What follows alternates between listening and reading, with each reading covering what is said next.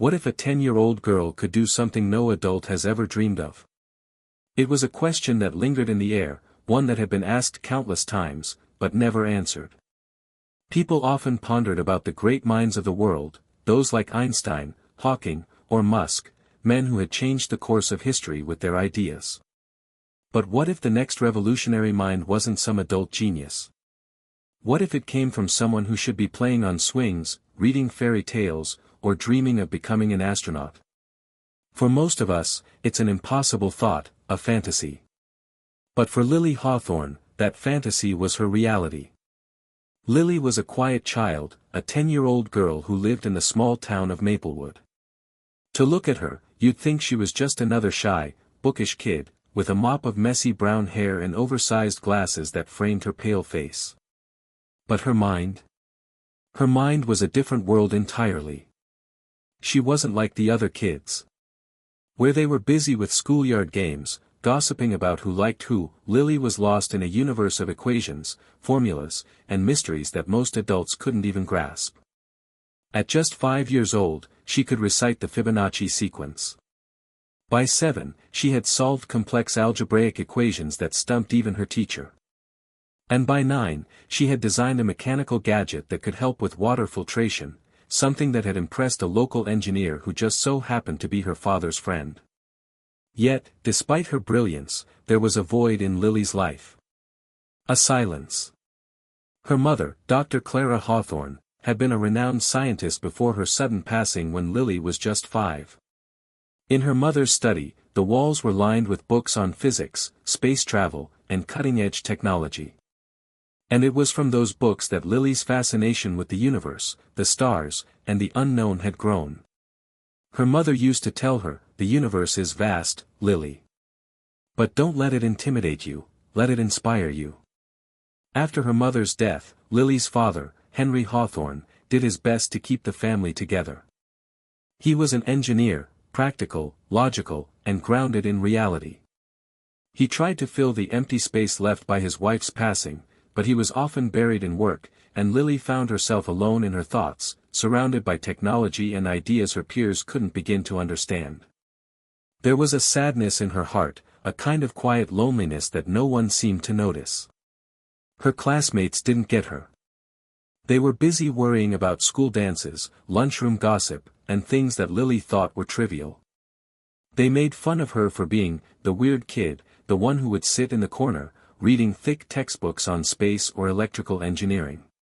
To them, she was an oddity, a freak. But to Lily, they were the ones who didn't understand the magic of knowledge. One morning, everything changed. It was a chilly autumn day when Lily's entire world was flipped upside down. She was in class, as usual, sitting at the back of the room, scribbling down formulas in her notebook.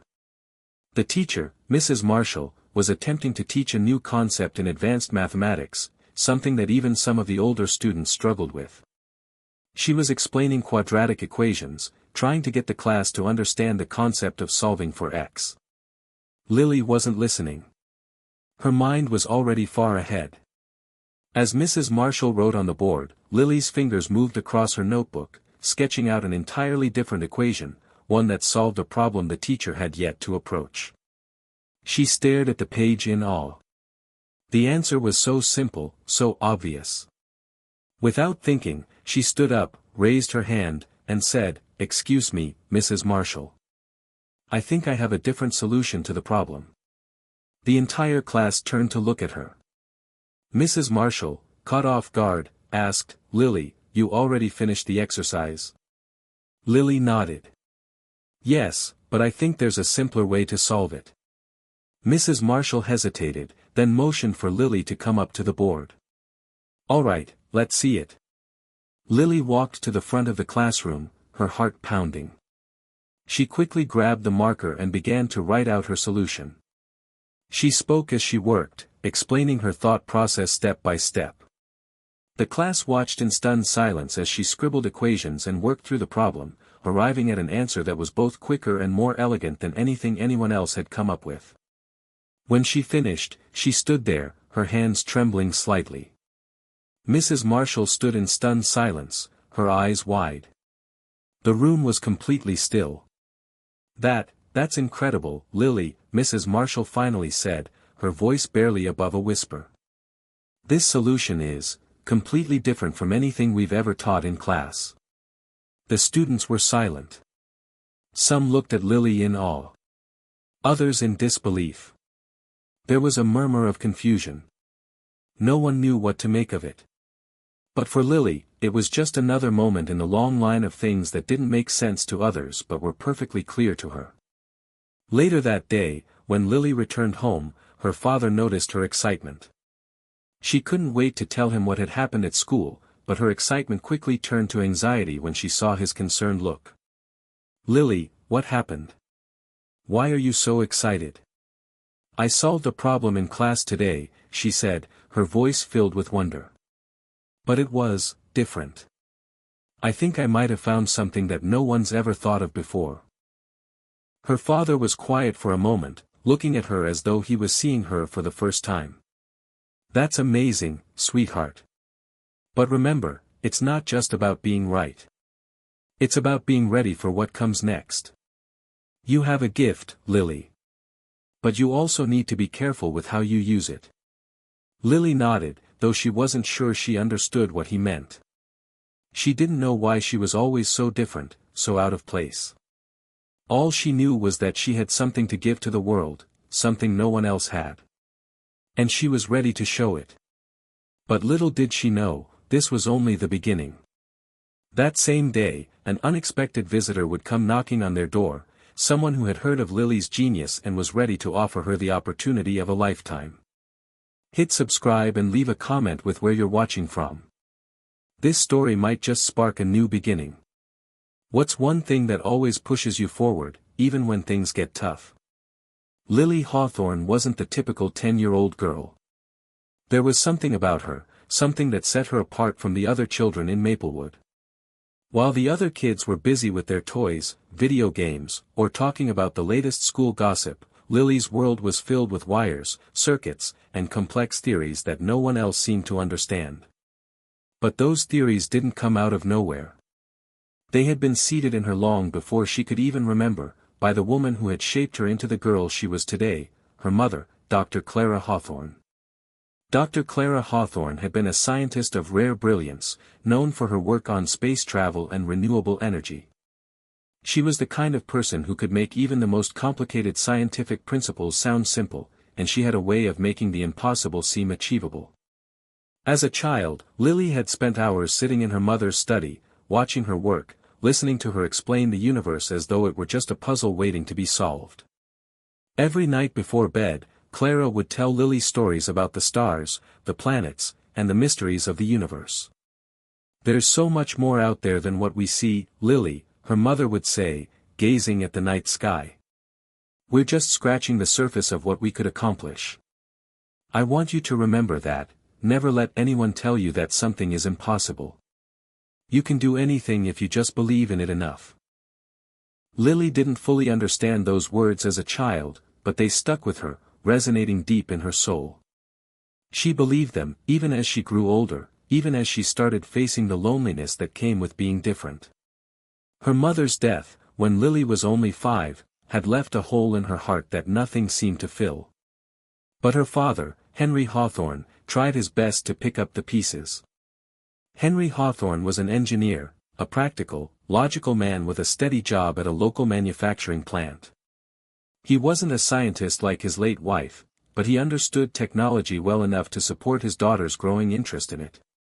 After Clara's passing, Henry's world was thrown into disarray.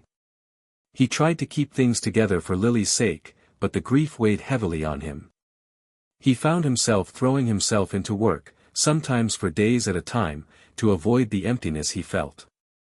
When he was home, he was often too exhausted to be the kind of father Lily needed, and the result was that she often found herself alone with her thoughts. It wasn't that her father didn't love her. He did. He just didn't always know how to reach her. He couldn't quite understand why his daughter was so different, why she spent so much time immersed in books or staring at the night sky.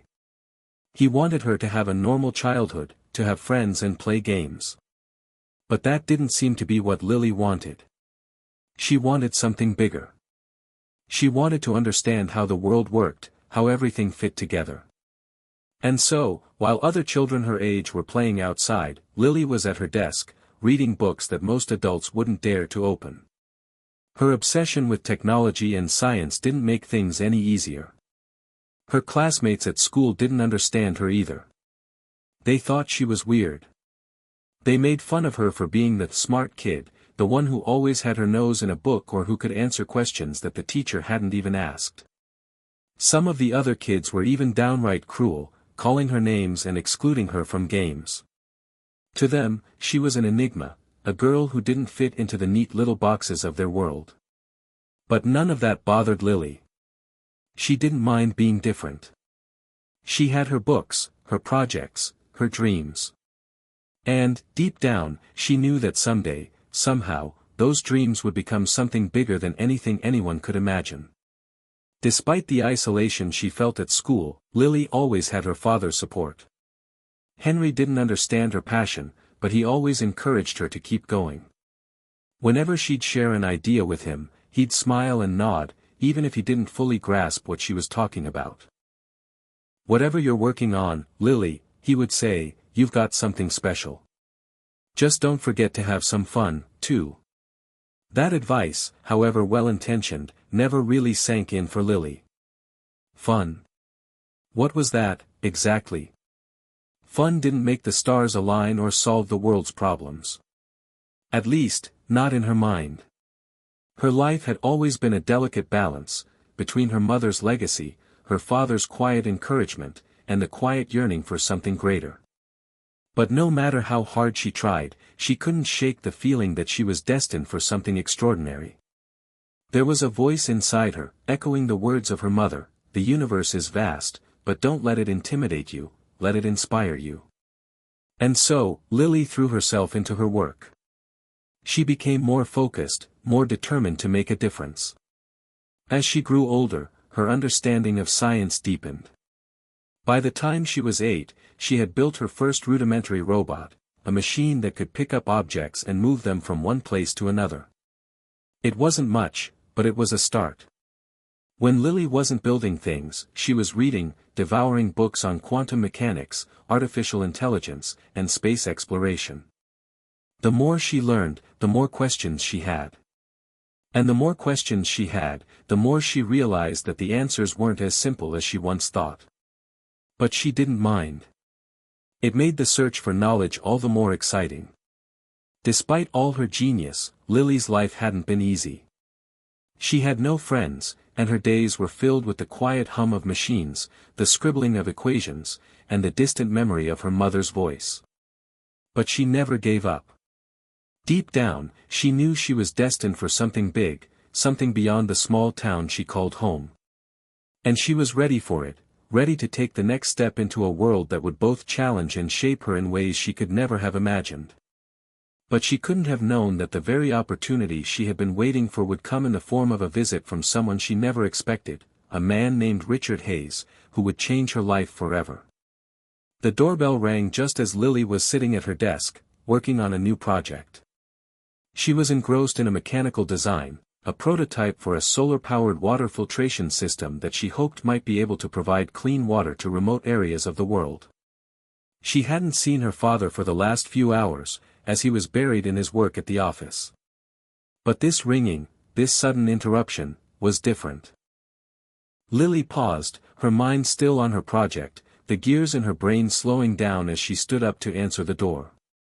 It was rare for anyone to visit their home, at least, anyone who wasn't a part of her father's small circle of friends. When she opened the door, she found herself staring up at a tall, well-dressed man in his mid-40s. His sharp suit and polished shoes screamed professionalism, and his dark eyes glinted with curiosity.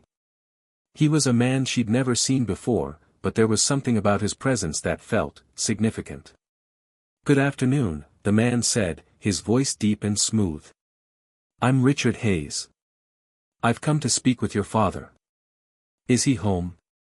Lily blinked, a little startled by the stranger's appearance. I think he's in the office," she replied cautiously. "I can let him know you're here."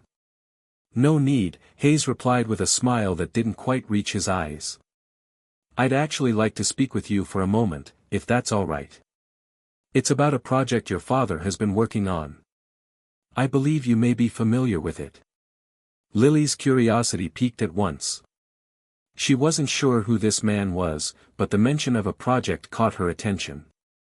The only project her father was involved in recently had been some kind of partnership with a local engineering firm, something that had kept him busy late into the night. It was unusual for someone like this man to come by their house uninvited, but there was something about his demeanor that made Lily hesitate before retreating. I'm not sure what you mean, she said, trying to keep her voice steady. My father doesn't usually talk about work at home. Hayes's smile grew a little wider, though it still didn't reach his eyes. I can imagine. But let me assure you, your father's work is incredibly important. More important than he probably realizes. Lily felt a strange knot form in her stomach. There was something in the way he spoke, the way he looked at her, it wasn't quite right. But before she could say anything more, Hayes stepped closer, his voice lowering. You see, Lily, he continued, I'm here because I've been made aware of your exceptional abilities. Your work in science. Your inventions. Your intelligence. It's quite remarkable. Lily's breath caught in her throat. This man knew about her. She had never shared her projects with anyone other than her father. She hadn't even told her teachers the full extent of what she was working on. How did this man know?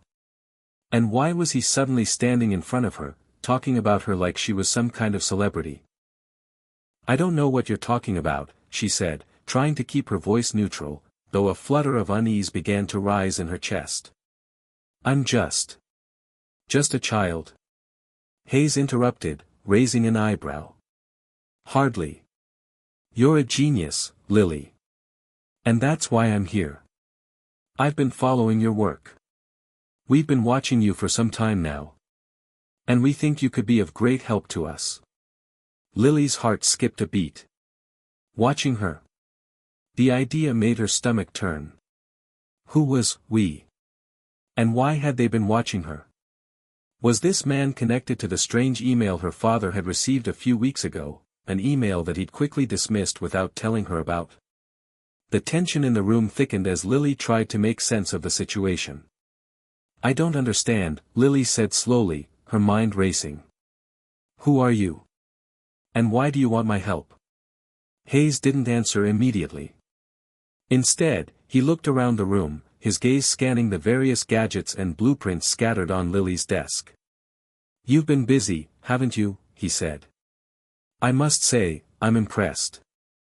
You have the mind of someone much older. You've accomplished things most adults would struggle with. Your design for the water filtration system, for instance, it's groundbreaking. Lily felt a cold chill run down her spine. This man knew details about her work that no one else had seen. She was certain of it. How do you know all this? She asked, her voice trembling slightly now. Hayes's lips curled into a knowing smile. Let's just say I have connections. People who know talent when they see it. Lily wasn't sure what to think anymore.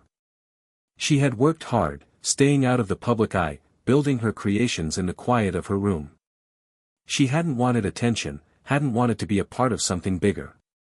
But now this man, this stranger, was standing in front of her, acting like she was some kind of prized asset. And what was this about, connections? What kind of game was he playing? Hayes stepped back, allowing a bit of space between them. I'm here because I think you're ready for something much bigger than Maplewood. You've got potential, Lily. The kind of potential that could change the world. And I want to help you realize it. The words hung in the air, heavy with promise and suspicion. Lily didn't know what to make of them. Part of her was tempted by the idea of working on something grander, something that would allow her to make a real impact. But another part of her, her instincts, told her that there was more to this man's offer than met the eye. Before she could respond, Henry Hawthorne walked into the room, having overheard the last part of the conversation. His face was unreadable as he looked at the stranger in front of him. Lily, he said quietly, who is this? Hayes turned to Henry, his smile slipping just a fraction. Mr. Hawthorne, I'm Richard Hayes. I've been discussing some opportunities with your daughter. Henry's eyes narrowed. Opportunities? I don't think I like the sound of this. Lily's father stepped forward, placing a protective hand on her shoulder. I think it's time you left. Whatever this is, it's not welcome here. But Hayes didn't budge. You misunderstand, Mr. Hawthorne.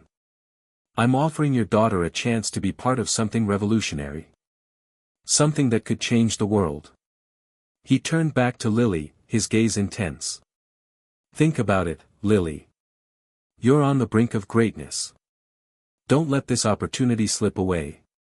Lily could feel the weight of his words pressing down on her, her heart racing.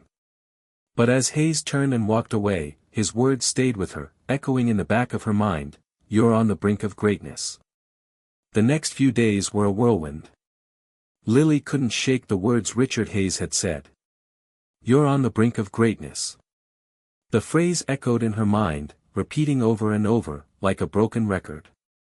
But there was something about it that didn't sit right with her. How did this man know so much about her? How had he discovered her inventions? And why did it feel like she was being pushed towards something she wasn't sure she wanted? Lily spent most of the next day in her room, poring over her projects.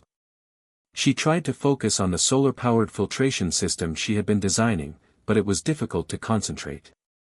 Every time she closed her eyes, she saw Richard Hayes's confident smile and heard his words in her mind. She couldn't shake the feeling that she was standing at the edge of something much bigger than her small, quiet life in Maplewood.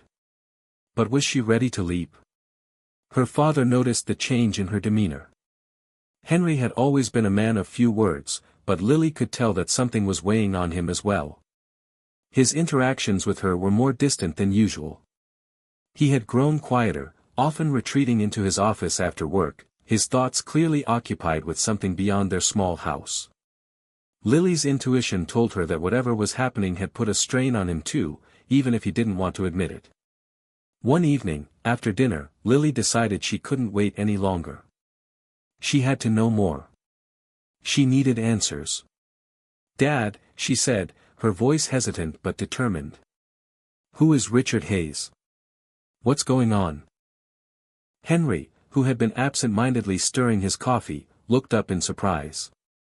He sighed, his eyes momentarily clouding with something Lily couldn't quite read. Lily, he began, his tone cautious, there's a lot you don't know. Hayes is a businessman, a very powerful one. He's the CEO of a company called Nexus Innovations. They work on cutting-edge technology, things that could change the world. Lily's heart raced. She'd heard of Nexus Innovations before. It was a company that specialized in artificial intelligence, space technology, and clean energy. People whispered about their projects, about the impossible things they were working on. But the idea that someone from Nexus Innovations would know about her, let alone come to speak to her, was beyond anything she had imagined.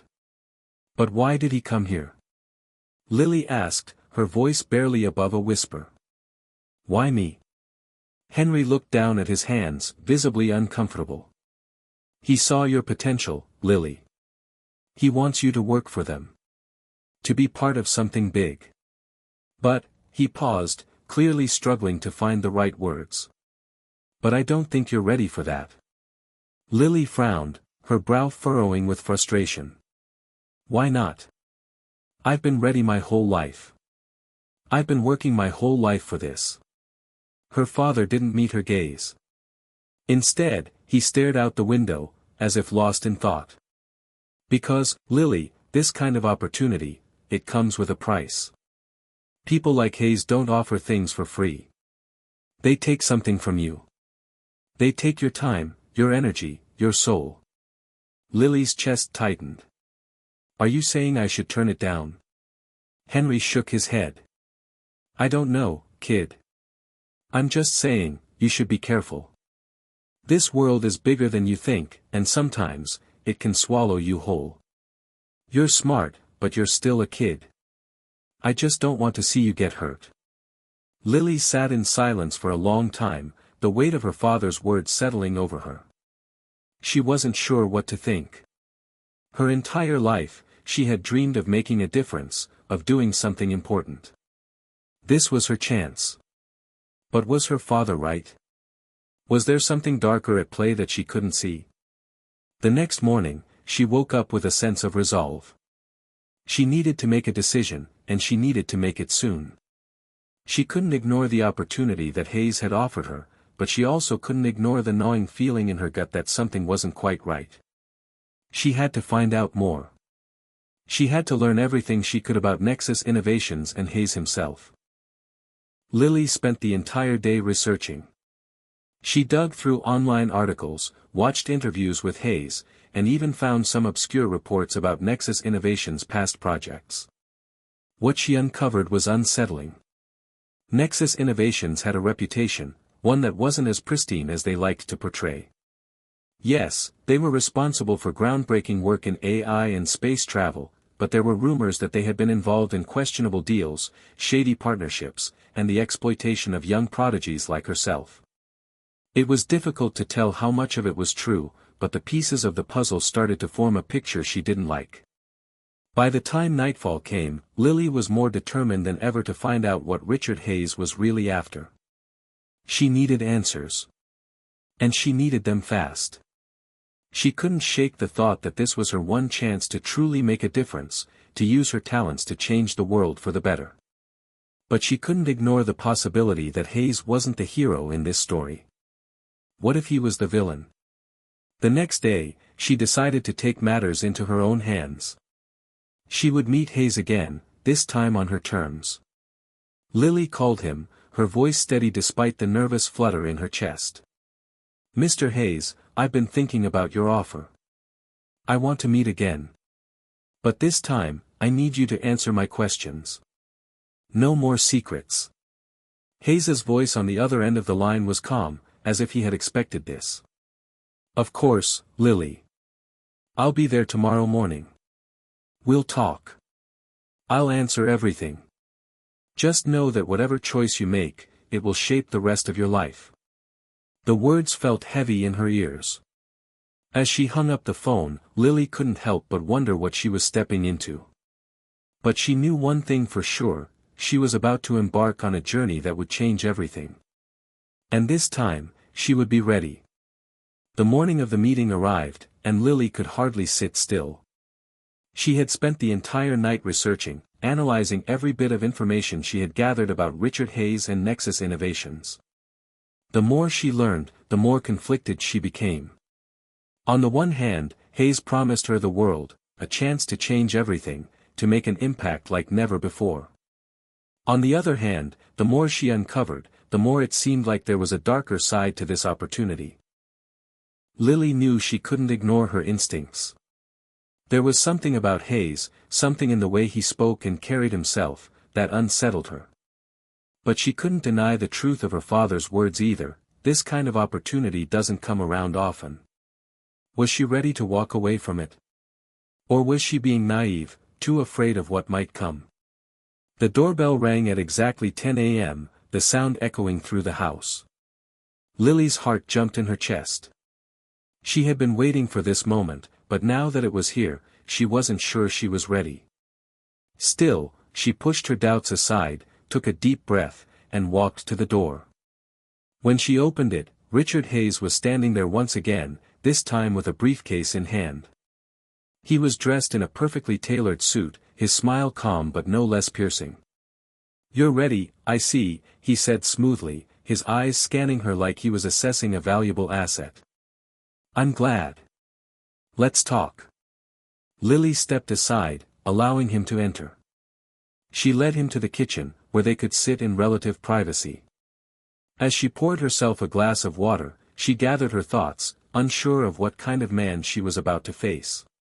Was this the beginning of something great, or the start of something much darker? "I've been doing some research," Lily said, sitting down across from him. She could hear the steadiness in her voice, even as her heart raced. "I know about Nexus Innovations. I know about the work you do. But there's more I want to understand. I need to know what this is really about. Hayes raised an eyebrow, but he didn't look surprised. He sat back, his posture confident and relaxed.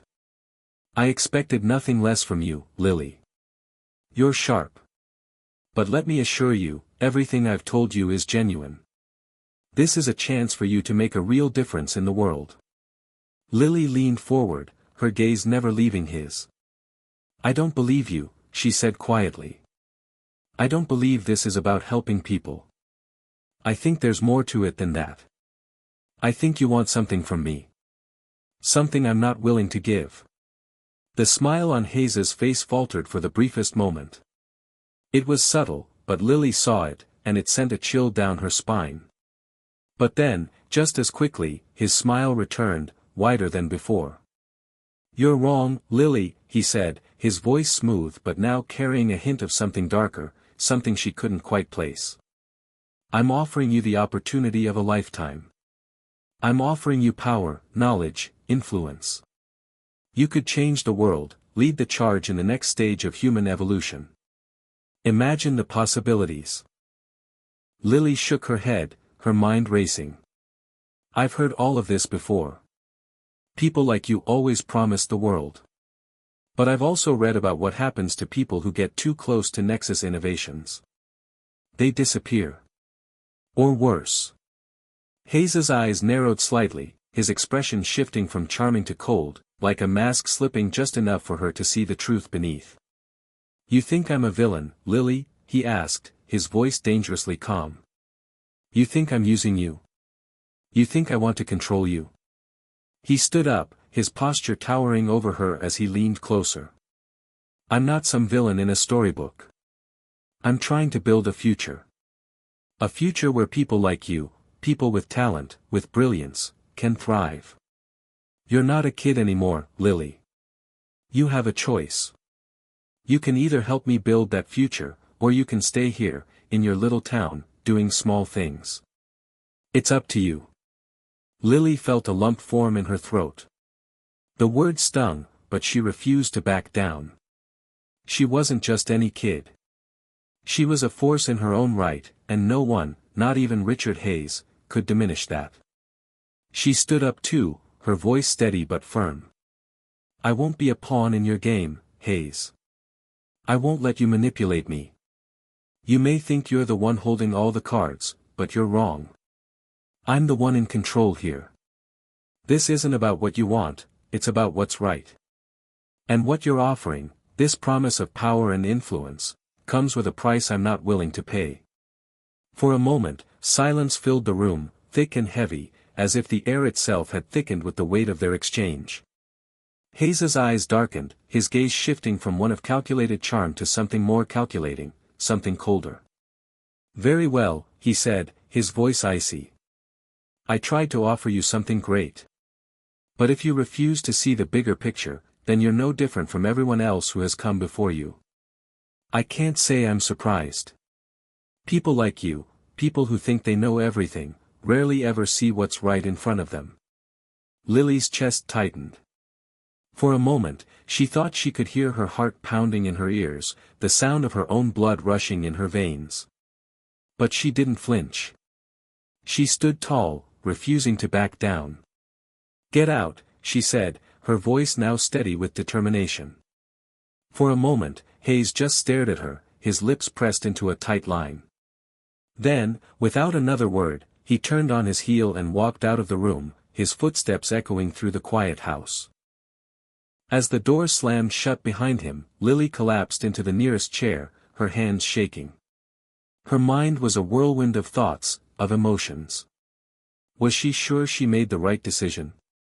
Had she just turned away from something that could have changed her life forever? Was she truly ready to face the consequences of her actions? But no matter how many questions flooded her mind, one thing was certain, she had made the choice. And she would live with it, no matter where it led her. Lily sat in silence for what felt like hours after Richard Hayes left. The house was eerily quiet, the only sound the faint hum of the refrigerator in the background. Her thoughts were swirling. Was she truly prepared for the consequences of her decision? She had rejected Hayes's offer, something that could have propelled her into a world of innovation, power, and opportunity. But as the initial rush of defiance wore off, doubt began to settle in. It wasn't just about rejecting Hayes. It was about rejecting everything she had worked for. Her entire life had been dedicated to discovery, to changing the world through technology, to proving that she could be more than just a small-town girl with big ideas. And now, she had a chance to prove herself to the world, to work with someone who could open doors to incredible possibilities. And yet, she had chosen to walk away. What if she was wrong? The doubt gnawed at her, tugging at her insides like a relentless current. She hadn't expected the aftermath to feel like this. When she had made the decision to stand her ground, to refuse Hayes, it had felt empowering, like she was taking control of her own destiny. But now, it felt more like she was standing at the edge of an unknown abyss, unsure whether to step forward or retreat. As the evening wore on, Lily tried to distract herself. She went to her lab and tinkered with her current projects. Her solar-powered filtration system was coming along, but it felt like a small victory compared to the massive opportunities that Hayes had laid before her. She couldn't ignore the sense that she was walking away from something monumental. But just as she was about to give in to the overwhelming wave of doubt, her phone buzzed. She glanced at the screen and saw an unfamiliar number. It was from Richard Hayes. Lily hesitated for a moment before picking up. "Hello." "Lily," Hayes's voice came through the line, calm and controlled, just as it always had been. "You made your decision, and I respect that. But I want you to understand something. This isn't over. You may think that walking away from me is your final choice, but I'm not done with you yet." Lily's heart skipped a beat. She hadn't expected this. She had thought that once she rejected him, that would be the end of it. But Hayes's words sent a chill down her spine. "What do you mean?" she asked, her voice steady despite the unease creeping in. "I mean that you're not the only one with big ideas, Lily," Hayes continued, his tone becoming more insistent. "Nexus Innovations isn't just a company. It's an ecosystem. And whether you like it or not, you're part of it now. You've already made a mark on the world, whether you know it or not. I'm not going to let you walk away without realizing that." Lily's pulse quickened. "What are you saying? Are you threatening me?" "No," Hayes replied, his voice still cool. "I'm giving you a choice. You can keep pushing back, hiding in your small town, or you can come to terms with the reality that you've already become a part of something much bigger than you. I'm offering you a chance to be a leader in this new world. But if you insist on walking away, you may find that you've already given up the most important opportunity of your life." The line went silent for a moment as Lily processed his words. Was this a threat? Was he trying to manipulate her again? She felt like she was being dragged into something she couldn't fully understand, like a fly caught in a web, unable to escape. "I don't want to be a part of whatever game you're playing, Hayes," Lily said firmly, her voice now edged with frustration. "I won't be used, and I won't be manipulated." Hayes chuckled softly, a sound that sent a wave of unease through Lily's chest. "I don't need to manipulate you, Lily. You're already on the path I've set for you. You just don't know it yet. Think about it. When you're ready to see the bigger picture, I'll be here. But I promise you this, it's already too late to turn back." With that, the line went dead. Lily stared at her phone, her heart racing. A cold sweat broke out across her forehead. What had she just heard? Hayes's words felt like a warning, but a warning for what? Was she truly caught in something bigger than herself? Could she really turn back now? The uncertainty gnawed at her, but for the first time, Lily realized that there was something else happening, something she hadn't considered before. She had thought that walking away from Hayes would be the end of it. But in reality, it was only the beginning. She had rejected his offer, but she hadn't realized that her rejection was just another move in the larger game Hayes was playing.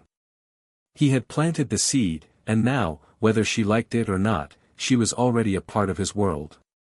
She could feel it in her gut, things were about to change. And whatever happened next, she had no control over. Lily stood up from the table, feeling a strange sense of determination settling in. She wasn't going to let this defeat her. She was going to take control of her own future, no matter how much it scared her. But as she turned toward the window, staring out at the quiet night, Lily couldn't shake the feeling that she was standing at the edge of something much bigger than she had ever imagined. A storm was coming, and whether she was ready or not, she was already caught in its path. The days following her tense conversation with Richard Hayes were a blur for Lily. She found it difficult to focus on her work, the projects she once enjoyed now feeling like distractions from the questions that filled her mind. Was she already trapped in Hayes's game, whether she wanted to be or not? What did he really mean when he said it was already too late to turn back? Lily had never felt more uncertain, more out of control, in her life. For the first time, the small-town girl who had once felt so confident in her ideas, her inventions, her ability to change the world, was paralyzed by doubt. Hayes had a way of making everything seem so inevitable, as if the pieces of her life were already falling into place, regardless of what she wanted. She tried to get back to her work. The solar-powered filtration system was still a passion project, but lately, it felt small compared to the massive possibilities Hayes had promised. He had shown her the potential of what she could accomplish, the technology she could develop with his resources and backing. Yet, there was always a nagging voice at the back of her mind, reminding her of the power he wielded. Was it really about innovation, or was it just about control? It was late one evening when Lily received an unexpected message from an unfamiliar number. "I have something for you. Meet me at the old warehouse on 5th Street. Midnight. Come alone." Lily's first instinct was to ignore it. After all, who in their right mind would follow such a mysterious, cryptic invitation? But then the thought hit her, the only reason someone would send her a message like this was if they knew something about her, something that could change everything. She debated it for hours, walking around her room, pacing, trying to find a reason to say no. But the temptation of finding out more about this elusive world Hayes had introduced her to was too strong. She had already been pulled in once, what harm could it do to take a closer look? So, just before midnight, Lily slipped out of her house, wrapped in a hoodie and jeans, and made her way through the winding streets of her small town toward the warehouse. The night air was cool, biting against her skin, and the streetlights cast long, eerie shadows as she approached the rundown building. The warehouse loomed ahead, dark and silent, a relic of the past. Her heart pounded in her chest, the sound of her footsteps echoing in the quiet streets. The closer she got to the building, the more she wondered if she was making a mistake. The place was deserted, no sign of life. But then, as she reached the front doors, they creaked open slowly, revealing a dark interior. Lily hesitated, standing at the threshold. The message had been clear, "Come alone." But part of her was still suspicious. The hair on the back of her neck stood up, a quiet voice inside her urging her to leave.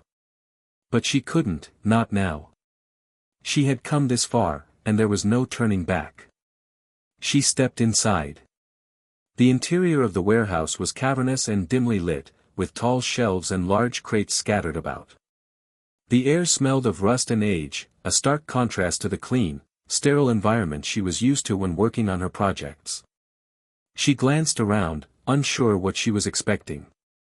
A moment later, she saw a figure move in the shadows. "Lily," a voice called, and her blood ran cold. It was Richard Hayes. He stepped forward from the darkness, his silhouette sharp against the faint light. His smile was calm, but there was something predatory about it now, something that made Lily uneasy. He didn't seem surprised to see her there. In fact, it was as though he had been waiting for her all along.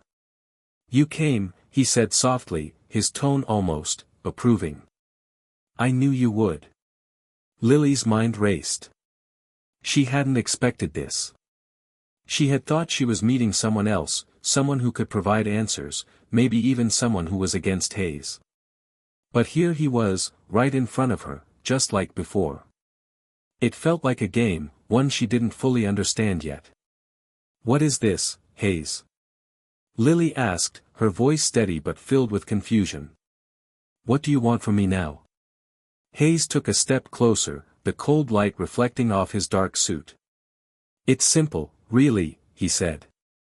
"You and I both know that your potential is greater than what you've been able to achieve so far. You're wasting your time here in this town. You have the talent, the intellect, the drive to change the world, but you need more than just ideas. You need the right connections, the right resources, and the right support." Lily shook her head, feeling the weight of his words, but also the alarm bells ringing in her mind. This was the same pitch he had made before, but now it felt more personal, more pressing. "I don't need you," Lily said, her voice gaining strength. "I don't need Nexus Innovations or anyone else. I'm doing fine on my own." Hayes's smile didn't falter, but there was something in his eyes, something dark and calculating. "You think so, do you? Then let me ask you something, Lily. Do you really think you can keep up with what's coming next? Do you think your little projects will stand a chance against what we're building? Because the truth is, you're already in this game whether you like it or not. I'm just here to help you understand that." Lily took a step back, her heart hammering in her chest. "What do you mean? What are you planning?" He chuckled softly, a sound that made the hair on the back of her neck rise. "Planning? Oh, Lily, you're still thinking too small. It's not about plans anymore. It's about execution. And you'll soon realize that the choice you made, rejecting me, wasn't really a choice at all." For the first time, Lily felt like she was in way over her head. Hayes had her exactly where he wanted her, and there was no escaping it. Lily felt her mind race, her pulse quicken. The walls of the warehouse seemed to close in on her, the shadows growing longer as Hayes's words sank in. She had walked into this meeting expecting answers, expecting clarity, but now, the more Hayes spoke, the more confused she became. His calm demeanor was like a mask, hiding the cold calculation beneath. "I'm not part of your game, Hayes," she said, trying to sound more certain than she felt. "I didn't come here for this. I don't want your help, and I don't want anything to do with Nexus Innovations." Hayes tilted his head, studying her for a long moment, as if weighing her words. Then, he took a step closer, closing the distance between them, his voice lowering. "You say that now, but the truth is, you don't have a choice. You're already in this, whether you want to be or not. You think you're working on your little projects in your small town, but the world is changing, Lily. Faster than you realize. And those of us who understand the direction it's headed, we're the ones shaping it. You can either come along for the ride, or you can watch as everything passes you by." Lily's throat tightened. She had heard these kinds of speeches before, from people who thought they knew better, from people who believed they could control everything. But this time, there was something different about Hayes's words, something that resonated with the gnawing fear she had been trying to ignore. She took a deep breath, trying to steady her nerves. "You keep saying that I'm already in this. What does that mean? What are you planning?" Hayes smiled, a slow, almost pitying smile, as if he were amused by her confusion. "You really don't understand, do you? All these little projects of yours, the solar filtration system, the energy-efficient engines, the innovations you've been developing, these are just the beginning. What I'm offering you is the chance to build something that will change the entire world. You're a genius, Lily. But geniuses don't work alone." Lily felt a wave of frustration wash over her. She had never wanted to work for anyone. She had always believed that innovation, true innovation, came from the freedom to explore, to create without restrictions. But now, standing in front of Hayes, she felt a sickening realization creep in. He was right. Whether she liked it or not, the world was changing, and it was changing faster than she could keep up with. "You talk about changing the world," Lily said, her voice sharp. "But all I hear is control. You want me to build something for you, something that fits into your vision of the future. I'm not going to be a pawn in your game. Hayes's expression didn't falter. He simply shook his head, the smile never leaving his face. You don't get it, Lily. You're not a pawn. You're a leader. But to lead, you need power. You need influence. You need the right team behind you. And that's what Nexus can give you. This is about shaping the future, not just surviving in it. Lily swallowed hard, her mind racing. Hayes was offering her something she had always dreamed of, the opportunity to change the world. But at what cost? Was she willing to sacrifice her independence, her freedom, for the chance to be a part of something bigger? She had spent so much of her life trying to prove that she didn't need anyone, that she could make it on her own. Was that really possible anymore? For a moment, she thought about the road ahead, the isolation, the hard work, the years of struggle it would take to make a real impact without the resources Hayes was offering. The path would be long, uncertain, and she would likely face constant setbacks. On the other hand, joining Nexus could give her the tools to do what she had always wanted to do, change the world, to make a real difference. But what if, in the process, she lost herself? You're right about one thing, Lily said finally, her voice steady. The world is changing. But I don't think I need Nexus to be a part of that change. I want to do this on my own. I want to build something that's mine, that I control. If I join you, I'll never have that. For a moment, there was silence. Hayes's eyes never left hers, but something in his gaze shifted, hardening. He took another step toward her, his voice low and almost menacing. Do you really think you can do this alone, Lily? The world isn't kind to people who refuse to play by the rules. You think you're different, but you're not. Everyone is playing the same game. The question is, do you want to be the one holding the cards, or do you want to watch as the game is played without you? Lily's heart pounded in her chest. She knew this was the moment of truth, the moment that would determine everything. The future that lay ahead was uncertain, but one thing was clear, she could not back down now. Not when she had come this far. Not when she had the chance to prove everyone wrong. I won't play your game, she said, her voice stronger now, filled with determination. I'll find my own way. For the first time, Hayes's smile faltered, just for a second. He took a step back, the air between them growing thick with tension. Then, he nodded, slowly, as if acknowledging her resolve. Very well, he said, his voice calm but tinged with something darker. But remember this, Lily. The game will continue, with or without you. And when you're ready to accept the reality of the world you're in, I'll be here. Waiting. With that, he turned and disappeared into the shadows of the warehouse, leaving Lily standing alone in the silence. Her breath was shallow, her thoughts a whirlwind. She had made her choice, but at what cost? As she stepped out into the cool night air, Lily couldn't shake the feeling that the hardest part was just beginning. The next few weeks felt like a blur for Lily. After her confrontation with Richard Hayes at the warehouse, she tried to refocus on her work. She immersed herself in her projects, pushing the doubts and fears to the back of her mind. She had made her decision to walk away from Hayes and his promises, and now it was time to prove to herself that she didn't need him, that she could make a real difference without relying on Nexus innovations. But it wasn't as easy as she'd hoped. The challenges she faced began to pile up in ways she hadn't anticipated. The solar filtration system she had been working on was still functional, but the results weren't as efficient as she had hoped. Her attempts to improve it seemed to stall, and each failure chipped away at her confidence. She'd been so used to succeeding, to pushing past every obstacle with determination, but now it felt like no matter what she did, she couldn't make the progress she needed. Her small town, with its sleepy streets and lack of resources, was starting to feel like a cage. There were no labs with cutting-edge equipment. No team of engineers and scientists to help her fine-tune her ideas. And every time she turned on the TV or browsed the internet, it felt like the world was moving forward without her.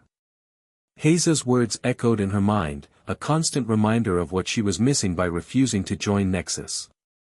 She couldn't help but wonder, had she made a mistake? Late one night, as Lily sat at her workbench, frustrated and tired, her phone buzzed. She glanced at the screen. It was a message from an unknown number. "You're still struggling, aren't you? I told you this wasn't going to be easy. But I think it's time we had another conversation. I'll be in town in 2 days. Think about it. RH." Lily stared at the message, her heart pounding in her chest. Hayes had tracked her down again. She had thought that after rejecting his offer, she would be left alone, but clearly, she was wrong. His presence loomed over her, even from a distance. She had always prided herself on her independence, on her ability to rely on her own strength.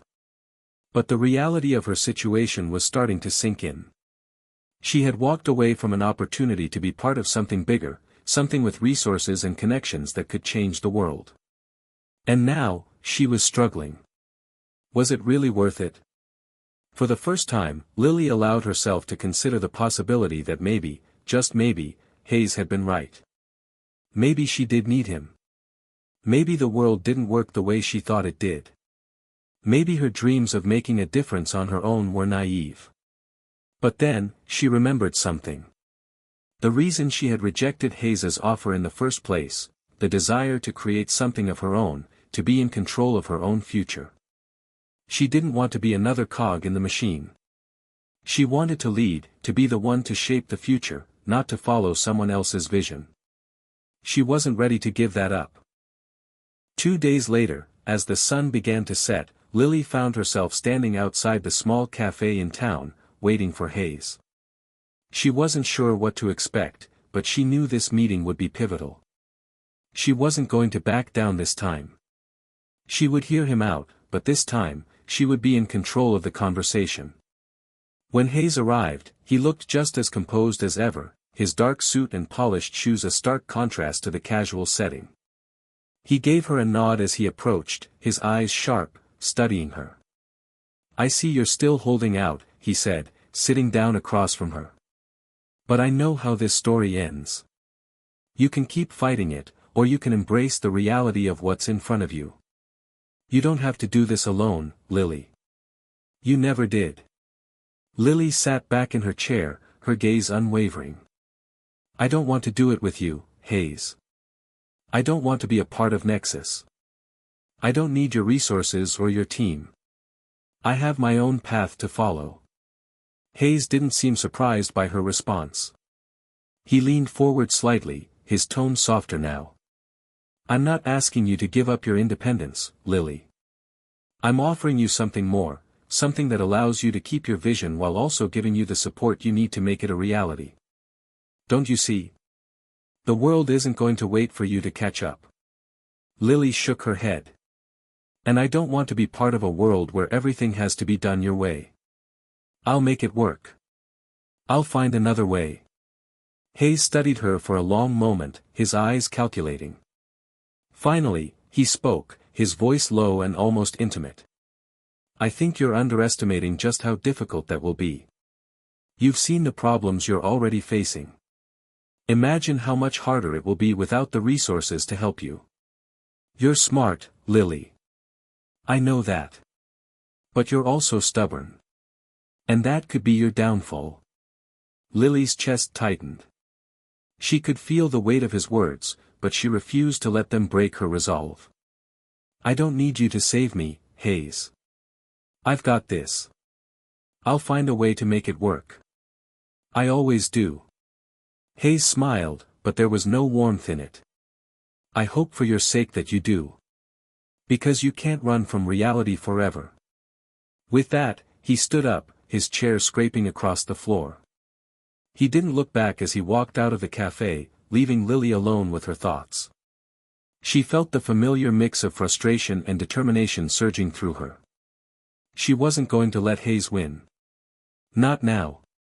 Not ever. But as the night grew darker, Lily couldn't shake the feeling that she was standing at a crossroads. One path would lead to a future where she remained independent, struggling to build something from the ground up. The other would take her into the world Hayes had offered her, one with power, resources, and a chance to change the world, but at what cost? The weight of the decision was heavier than ever, and Lily knew that whatever she chose, it would define the rest of her life. Lily didn't sleep that night. Every time she closed her eyes, she saw Hayes's face, calm, composed, like he was just waiting for her to cave in. His words played on a loop in her mind: the world isn't going to wait for you to catch up. Every part of her wanted to reject that idea, to prove him wrong, but deep down, she couldn't ignore the nagging doubt that lingered. What if he was right? The next morning, the world seemed quieter somehow, as if the weight of the decision she faced had settled into the air around her. She stood at her workbench, staring at the half-finished solar filtration system in front of her, the pieces scattered like a puzzle she couldn't quite solve. She had been so focused on making it work, on bringing it to life, but now, it seemed more like an impossible dream than a tangible solution. She had always prided herself on her ability to solve problems, to create something out of nothing. But this time, she couldn't find the solution. No matter how much she tinkered with the design, it was always one step behind what was needed to make a real impact. She had tried everything. She had pushed herself harder than ever before. But in the end, she felt like she was stuck, spinning her wheels in a race she couldn't win. Her phone buzzed, breaking her from the spiral of doubt. It was a message from Jason, her closest friend and confidant. "I've been thinking about what you said. I know you don't want to hear it, but I think you need to talk to him. Maybe Nexus could help you with your projects. You've been working on this for years, and you're getting nowhere. You've always told me you wanted to change the world. Maybe this is your chance to do it. Don't throw that away." Lily stared at the message, her stomach twisting. She knew Jason meant well, but she had always resisted taking the easy way out. She had always believed that true change came from fighting for it, not from relying on others. But Jason had a point. She had been stuck for so long, and maybe, just maybe, Hayes's offer was the catalyst she needed. But what would it cost her? She tossed the phone on the workbench, standing up and pacing the small room. Her heart raced as she thought about everything she had worked for, the countless hours, the sleepless nights, the moments when she had felt so close to a breakthrough. Was it all worth it if she had to give up her independence to succeed? The silence of the room seemed to press in on her. It was as if the very walls were closing in, forcing her to face the truth. She was at a crossroads, and it felt like there was no easy path forward. She had spent so many years trying to prove to herself that she didn't need anyone, that she could do it on her own. But now, with the weight of her struggles bearing down on her, she had to ask herself, was it really worth the sacrifice? The thought of joining Nexus, of becoming part of something bigger, of having the resources and support she needed to finally make her ideas come to life, was tempting. It was the dream she had once longed for, and yet, now it felt like a betrayal of everything she had believed in. Lily's mind wandered back to the conversation she had with Hayes. His offer had been so clear, he wasn't asking her to abandon her vision, just to accept his help in bringing it to life. But she couldn't shake the feeling that if she did, she would be giving up a part of herself. The part that had fought so hard to remain independent. Suddenly, her phone buzzed again. It was a call from her mother. Lily hesitated for a moment before answering. "Hey, Mom," she said, trying to sound casual. "Lily, I've been meaning to talk to you about something," her mother said, her voice soft but firm. "I know you've been struggling lately, and I can see it. You're pushing yourself too hard. You've always had a fire inside you, but sometimes, it's okay to let others help you. You don't have to do this alone. I just want you to think about what's best for you." Lily bit her lip, fighting back the tears that threatened to spill.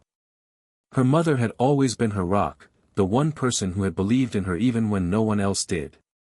But she had never pushed Lily to take shortcuts or accept help that wasn't earned. Now, her words hit differently. "Mom, I don't know what to do," Lily admitted, her voice cracking. "I feel like I've been fighting so hard to prove myself, but it's like I'm hitting a wall. I don't know how much longer I can keep going like this." Her mother paused for a moment, then spoke again, her tone warm and understanding. It's not about proving yourself to anyone, Lily. It's about doing what feels right for you. I know you're strong, but you don't have to carry everything on your own. If you think joining Nexus will help you achieve your dreams, then maybe that's what you need. Just don't lose yourself in the process. Lily felt the weight of her mother's words, and for the first time in a long time, she allowed herself to truly consider the possibility that she might need help. She had spent so long rejecting the idea of working with anyone else, but maybe it wasn't about giving up her independence, it was about using the resources available to her to create something bigger than herself. After hanging up with her mother, Lily sat down at her workbench once more, her hands trembling slightly as she stared at the solar filtration system in front of her.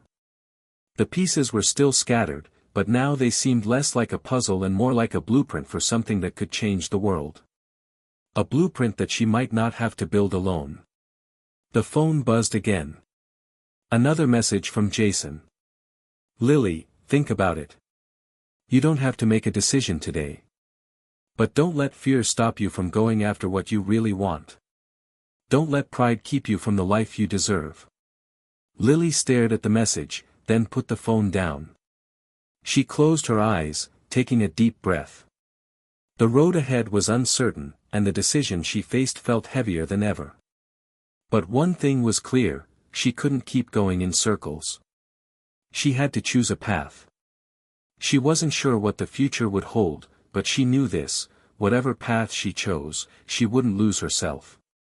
She would fight to make her vision a reality, no matter the cost. And with that thought, Lily finally made up her mind. Hit subscribe and leave a comment with where you're watching from. This story might just spark a new beginning. What's one thing that always pushes you forward, even when things get tough? The morning after her conversation with her mother, Lily woke with a sense of clarity that had eluded her for weeks. She didn't feel completely at peace, but there was a quiet determination within her, a certainty that she had been lacking for a long time. She had made a decision, but it was one that she hadn't fully embraced yet. The path ahead was still unclear, but she knew that it would require everything she had, every ounce of courage and every shred of strength. It was time to stop running from the inevitable. She sat at her workbench again, the solar filtration system now seemingly frozen in time. The problem wasn't with the system itself, no, it was with her. The last few days had shown her something she hadn't been able to admit to herself before: she was tired. Tired of the constant struggle, the endless hours spent trying to solve problems with no help, no backup, no safety net. Her dream was so close, yet so far away. Her phone buzzed again, interrupting her thoughts. This time, it was a call from Richard Hayes. She had been expecting it, and as much as she wanted to ignore it, she couldn't. This was the moment of truth. This was when everything would change. Taking a deep breath, she picked up the phone. Lily, Hayes's voice was smooth, confident, as always. I trust you've had time to think. I know this isn't easy, but I believe this is the right choice for you. For both of us. I'm in town this afternoon. Can we meet? Lily hesitated. She had always admired his persistence, his ability to get what he wanted, but today, something in his tone made her feel like she had the power to control the situation, not him. Yes, she said, before her resolve could falter. Let's meet. But I need to be clear with you about where I stand. Of course. I'll see you at 2 p.m., Hayes replied. The call ended, and Lily felt a wave of uncertainty wash over her. She had just agreed to meet with him, to discuss her future in Nexus, and yet she wasn't sure if she was ready to fully commit to the decision she had made. It wasn't about the opportunities he could offer, it was about whether she was truly ready to embrace the changes that would come with it. She spent the next few hours pacing around her small apartment, mentally preparing for what she was about to do. The truth was, she had spent years building up her own sense of self-reliance, her belief that she could accomplish anything without needing to depend on anyone. The thought of walking away from that belief was terrifying. What if she was wrong? What if she wasn't as capable as she thought she was? But then, she remembered what her mother had said. You don't have to do this alone, Lily. Her mother was right. She didn't have to carry the burden of changing the world by herself.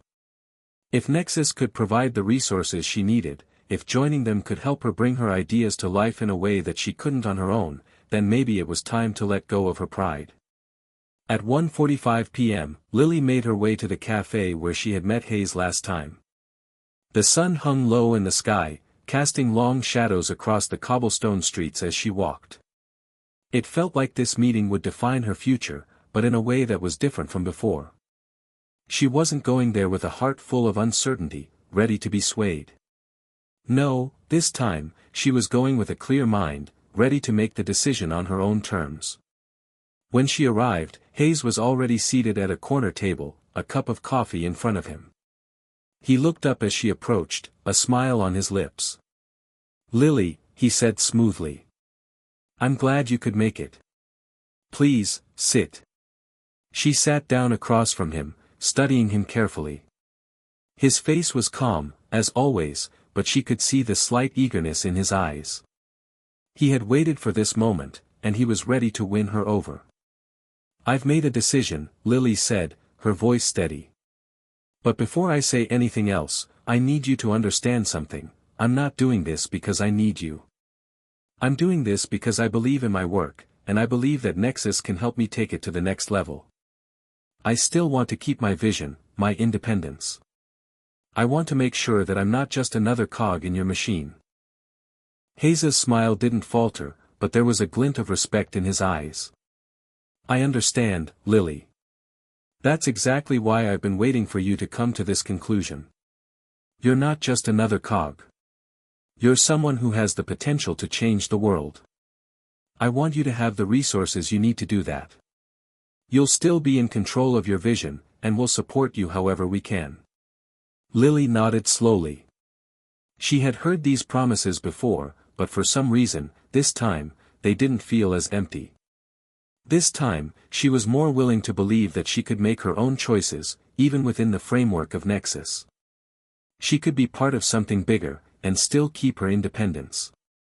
"I'm in," she said, the words feeling both liberating and terrifying at the same time. "I'll join Nexus. But I need to make sure that I'll have the freedom to keep working on my own projects, my way. I can't lose sight of what brought me here in the first place." Hayes leaned back in his chair, his smile widening. "I wouldn't dream of restricting your creativity, Lily. You'll have the freedom to innovate, to lead, just like you've always wanted. And you'll have everything you need to bring your ideas to life. I promise." Lily took a deep breath, the weight of her decision finally sinking in. She wasn't just joining a company, she was stepping into a new world, one where her ideas could flourish with the support she had always lacked. But she was also stepping into unknown territory, where the rules would be different, and the stakes would be higher than ever. As she stood up to leave, Hayes rose with her. "I'm excited to see what you'll accomplish, Lily. This is just the beginning." Lily nodded, her heart pounding. The road ahead would be difficult, but she was ready. She was no longer afraid of the challenges that lay ahead. She had chosen her path, and she was going to walk it with determination and confidence. Lily's first day at Nexus was nothing like she expected. She had imagined a sleek office with a buzz of activity, walls lined with advanced technology, and endless discussions about the future of innovation. But instead, she found herself in a small, yet modern conference room, facing a team of engineers and executives who barely acknowledged her presence. It was a far cry from the idea of an inspiring environment she had envisioned. Hayes had promised her the world, and now that she was standing in the heart of Nexus, it felt both exhilarating and overwhelming. She had spent so much time working alone, fighting to create something meaningful, and now she was surrounded by people with a shared goal, progress. But the questions began to creep in: could she still keep her unique vision? Would they let her remain independent? Or would she become just another cog in the system? The team introduced themselves briefly, each one giving her a firm handshake and a polite smile. They seemed competent, but not particularly warm. The tech world had a way of focusing more on results than relationships, and Lily wasn't sure how to fit into that mold. But she was here for a reason. This was the opportunity she had been waiting for, and she couldn't let the initial awkwardness get in the way. At the head of the table sat Hayes, who was clearly the focal point of the group. He had a commanding presence, a confidence that was almost intimidating. When he stood up to speak, all eyes followed him, as if they were waiting for his every word. "Lily," Hayes began, his voice smooth and steady, "I'm glad you're here. We've been watching your work closely, and we believe you have the potential to make a real impact here. This is the beginning of something special, and we're all excited to see what you'll bring to the table." Lily nodded, her heart racing. She had been through countless presentations and pitches in the past, but this felt different. This wasn't just a company she was joining, this was Nexus, a place that promised to amplify her ideas. She was no longer working in a cramped apartment or a makeshift lab. She was in the big leagues now, and it was both thrilling and terrifying. Hayes continued, his eyes scanning the room. "We've assembled a team to support you. They'll be here to help you implement your solar filtration system, work on your other projects, and provide any resources you might need. But at the end of the day, this is your vision. Your ideas. We just want to help make them a reality." Lily swallowed hard. The words were comforting, but the weight of the responsibility was starting to sink in.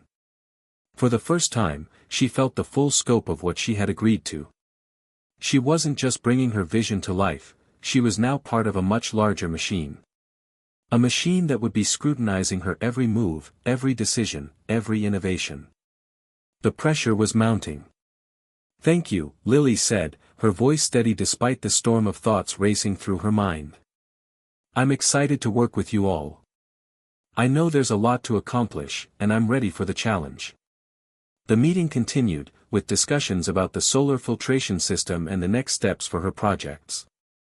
The team seemed eager to get started, and although the conversation was full of technical jargon and business terms, Lily couldn't help but feel a sense of anticipation. This was it. This was her moment. But as the meeting wound down, and the team members dispersed to their respective tasks, Lily found herself alone in the conference room with Hayes. She couldn't shake the feeling that something was off. There was a certain coldness to the way he interacted with her team, a lack of personal connection that left her feeling uneasy. "You're handling everything well," Hayes said, his voice softening as he looked at her. "I know this is a big step for you, but don't worry. We'll make sure you have everything you need to succeed." Lily met his gaze, but something in her didn't quite trust the way he spoke. It wasn't that he was being dishonest, no, it was more about the undertone, the sense that he saw her as more of a tool than a person. "I'm ready," she replied, but her voice lacked the confidence it once had. "But I do need to ask, what's the long-term goal here? What's Nexus's vision for me in the future?" Hayes smiled, his expression thoughtful. "The long-term goal is simple, we want to change the world. You're going to help us do that, Lily. But your role will evolve as we move forward. We need innovators like you, thinkers who can push boundaries. We'll give you the platform, the resources, and the backing you need to make a real difference. But you'll have to be prepared to adapt. Things move fast around here." Lily nodded, though doubt still lingered in the back of her mind. Adapt. She had heard that word before. It always seemed to be a part of the fine print, something companies said to ensure that the people they hired wouldn't become too comfortable, too attached to their own way of doing things. "I'll do my best," she said, her words almost automatic now. "But I'm here because I want to make a real difference. I don't want to lose sight of my vision." Hayes seemed to read her hesitation. "Of course. And that's why we brought you here, Lily. We believe in your vision. Just remember, it's all about balance. You'll have room to grow, but there will be challenges along the way." As the meeting wrapped up and Lily gathered her things to leave, she couldn't shake the nagging feeling that something wasn't right. She had taken the first step toward her dream, but now that she was inside Nexus, she realized how big the stakes really were. She had gone from working alone in her apartment to sitting at the table with some of the most powerful minds in tech. It was exhilarating, but also overwhelming. Lily knew one thing for sure: her journey was just beginning, and the challenges she would face were far from over. She had joined Nexus for a reason, but she would have to fight every day to ensure that her vision remained hers, and that she didn't lose herself in the process. Lily settled into life at Nexus like someone learning to breathe underwater, awkward, gasping, but slowly adapting. Each day brought new meetings, new projects, new people analyzing her work with clinical eyes. The lab she was assigned to was state-of-the-art, easily 10 times the size of her makeshift workspace back home. It had everything she dreamed of: precision tools, next-gen processors, robotics arms for delicate tasks, and even a team of specialists who could assist with AI modeling and hardware integration.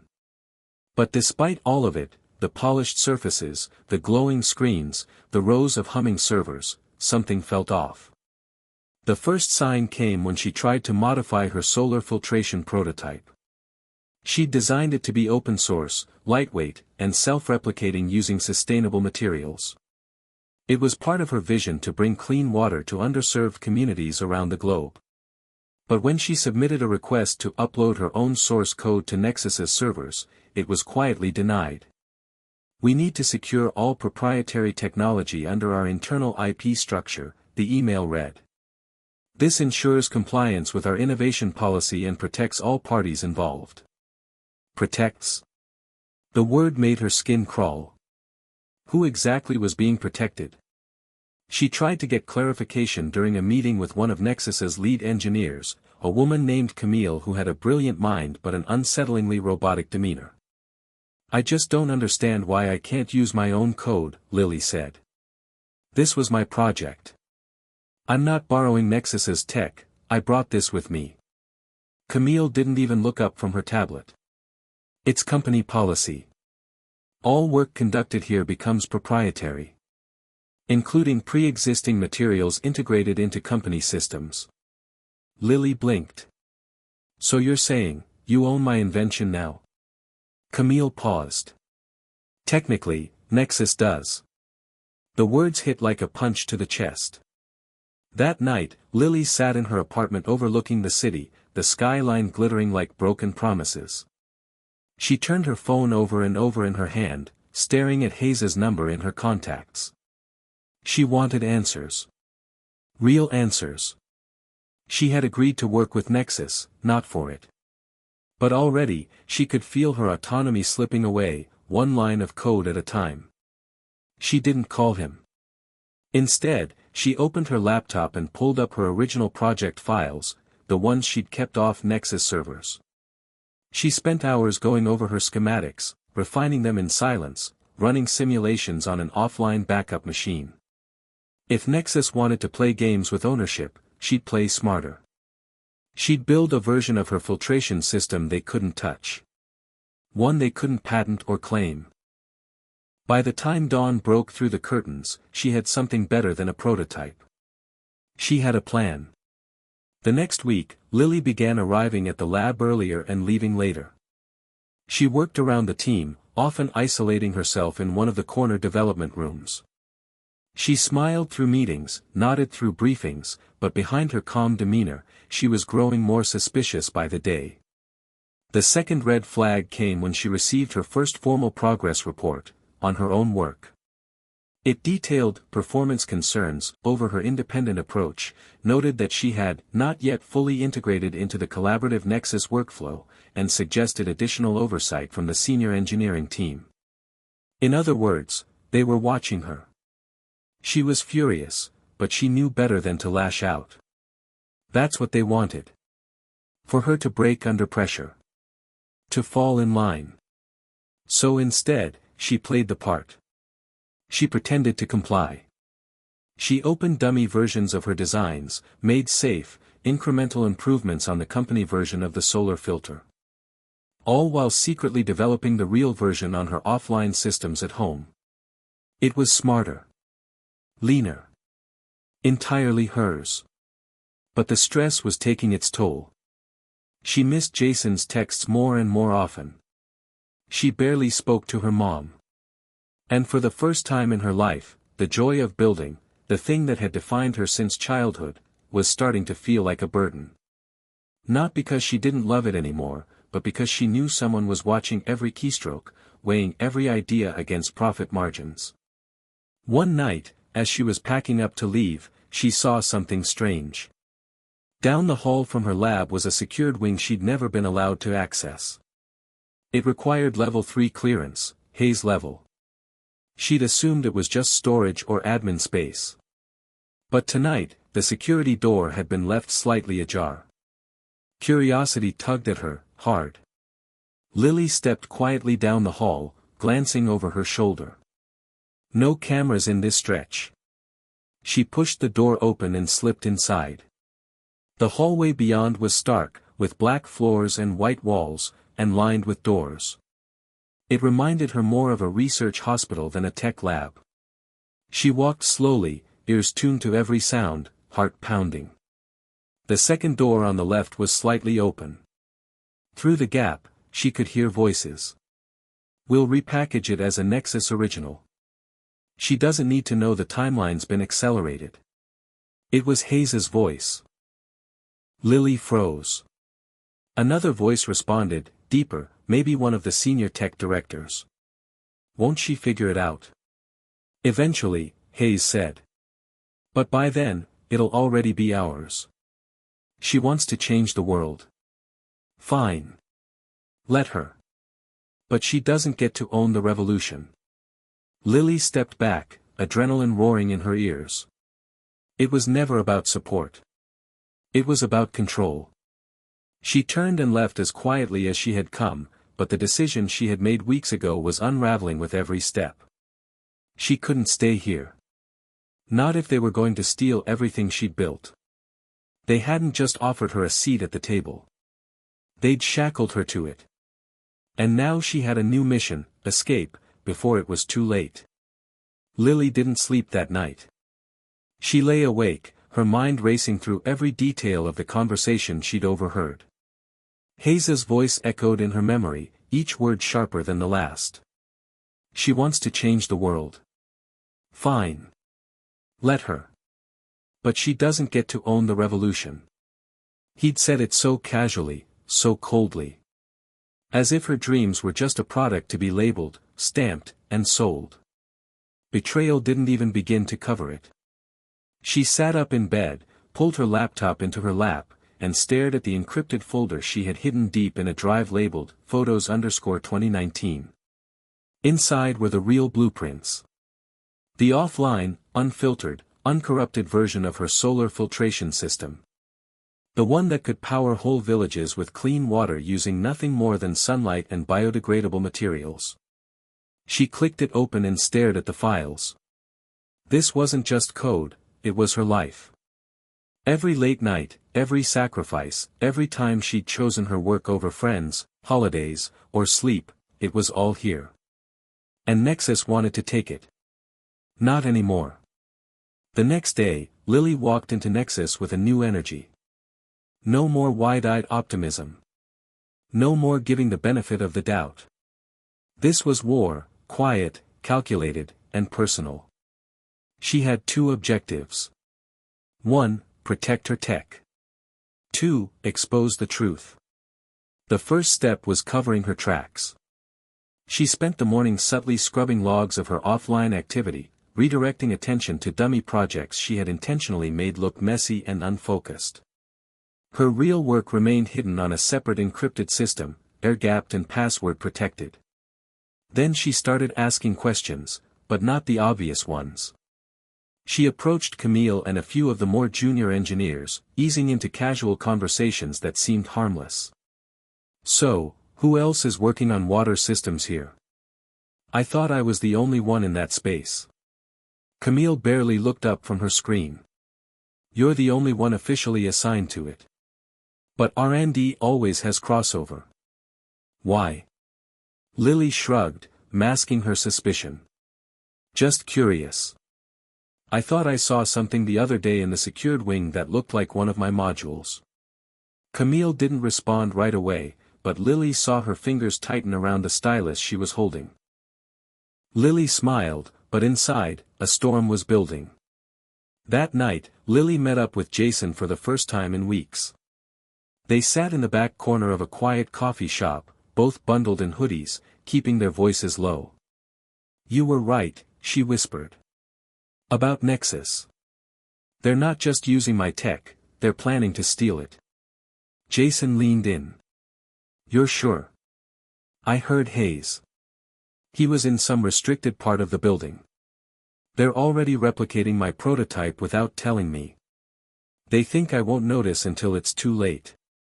Jason blew out a breath. "You need to get out." "I can't. Not yet.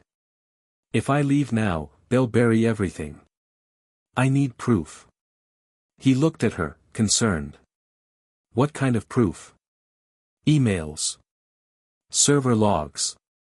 Maybe even voice recordings. I don't know yet. But I'm going to find something. And when I do, I'm going to expose them." Jason nodded slowly, seeing that fire in her eyes again, the same fire that had driven her to build an energy converter when she was 9 and win her first science fair before most kids learned long division. "Just promise me you'll be careful." "I will," she said. "But I can't walk away from this. Not when they're trying to erase everything I've built." Over the next few days, Lily started working late again, only this time, it wasn't for Nexus. It was for herself. She built a portable version of her filtration prototype, stripped of Nexus-related parts, completely independent. It was small enough to fit in a backpack but powerful enough to demonstrate the tech in action. Then she started digging. She used what little access she had to scan Nexus's internal systems. She found project folders labeled with vague codenames like HydraX and CleanCycle. Most of them had minimal metadata, but one folder, HydraX, was updated constantly.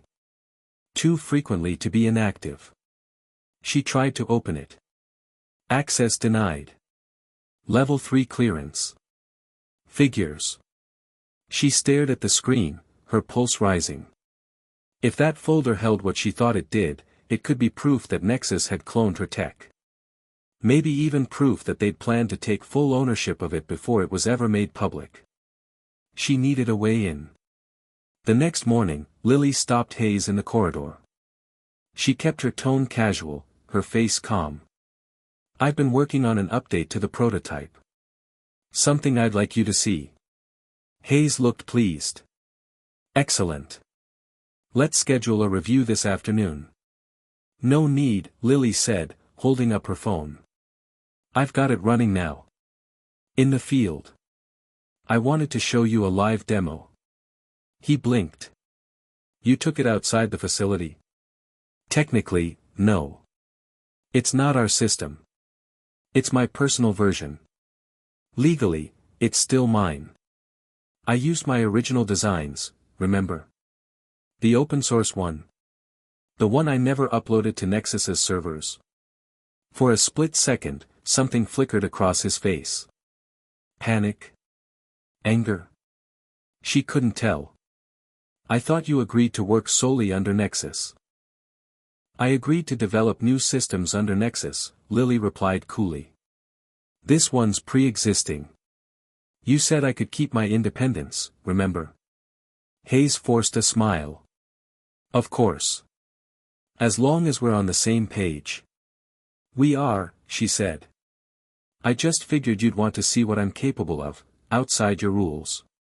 She turned and walked away, leaving him standing in the corridor, the smile slowly slipping from his face. He was rattled. Good. Let him sweat.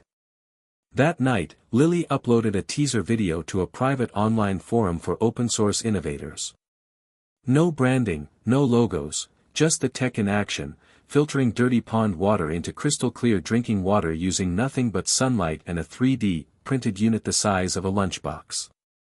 The caption read, "What if access to clean water didn't come with a price tag?" Within hours, the video began circulating. Lily knew she'd just lit a match under Nexus's control. But she wasn't done yet. Because the real leak, the one that would expose everything, was still to come. Lily barely slept. Again. Her phone was buzzing all night with alerts. The anonymous teaser video she'd uploaded, meant only for a niche community, had been reposted by a mid-sized environmental nonprofit on X, formerly Twitter. Then a science blogger picked it up. Then a viral TikTok creator. By morning, it had racked up over 2 million views. The world had just gotten a peek at her invention, raw, real, and completely disconnected from Nexus. And they loved it. Comments poured in. Why isn't this everywhere yet? A 10-year-old genius who can solve the global water crisis. Give her a platform. Where do I donate to this girl's cause? For a moment, she let herself smile. Then reality hit. Nexus would see it too. And they would not be pleased. At 8:05 a.m. sharp, Lily was summoned to the executive conference room. Not via calendar invite. Not even a phone call. An intern, visibly nervous, had knocked on her lab door with a single sentence. Mr. Hayes would like to see you. Now. She walked the halls with her shoulders squared and her chin up, but inside, her stomach twisted. She wasn't sure what scared her more, being yelled at or being smiled at like nothing was wrong. When she entered the room, Hayes was already seated at the head of the long glass table, flanked by 2 legal advisors she'd never met. Lily, he said calmly. Please. Sit. She did. Her throat felt dry, but her eyes never left his. We've all seen the video, he began.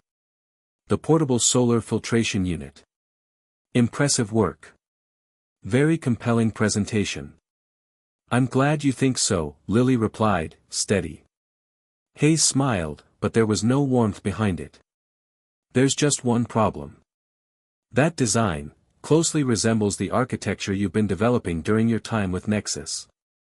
It resembles the version I designed before Nexus, Lily shot back. You remember, the open source one I told you about. I showed it to you during my pitch. I even emailed it to you. Time-stamped. One of the lawyers cleared her throat and opened a folder. The lines between independent work and corporate development can get blurry in partnerships, Lily. Particularly when company resources may have supported refinement. Lily leaned in. I didn't use Nexus systems. Not a single component. Not your lab, your servers, your team. I built this on my own time, in my own space, using my original files. If you're trying to say otherwise, show me your proof. The room was silent for a moment. Hayes's jaw tightened. Then he exhaled and shifted tactics. Look, he said, softening. We're not here to fight. You're brilliant. This tech is brilliant. But we need to think strategically. That video, it's out there now. It's bigger than you or me. We have to control the narrative. Lily narrowed her eyes. You mean you have to own the narrative? Lily, the world doesn't run on ideas alone. It runs on infrastructure. Funding. Legal teams. Supply chains. What you have is potential. What we offer is power. There it was. He didn't care about the vision. He cared about the leverage. I'm not handing this over to you, Lily said flatly. Not this time. You're not thinking long-term, Hayes warned. You want to scale this globally. You'll need patents. Manufacturing. Political clearance in some countries. Are you going to do all that alone? Lily stood. Her voice was clear and low. Maybe not. But I'd rather struggle doing the right thing than get rich doing it your way. That night, she made the leak. Not just the tech. The truth. She'd spent the day compiling everything she had, screenshots of access requests being blocked, internal memos suggesting ownership of her ideas, recordings of meetings where executives danced around the concept of absorption, rather than collaboration. And finally, the audio clip from the restricted hallway. Hayes's voice, unmistakable.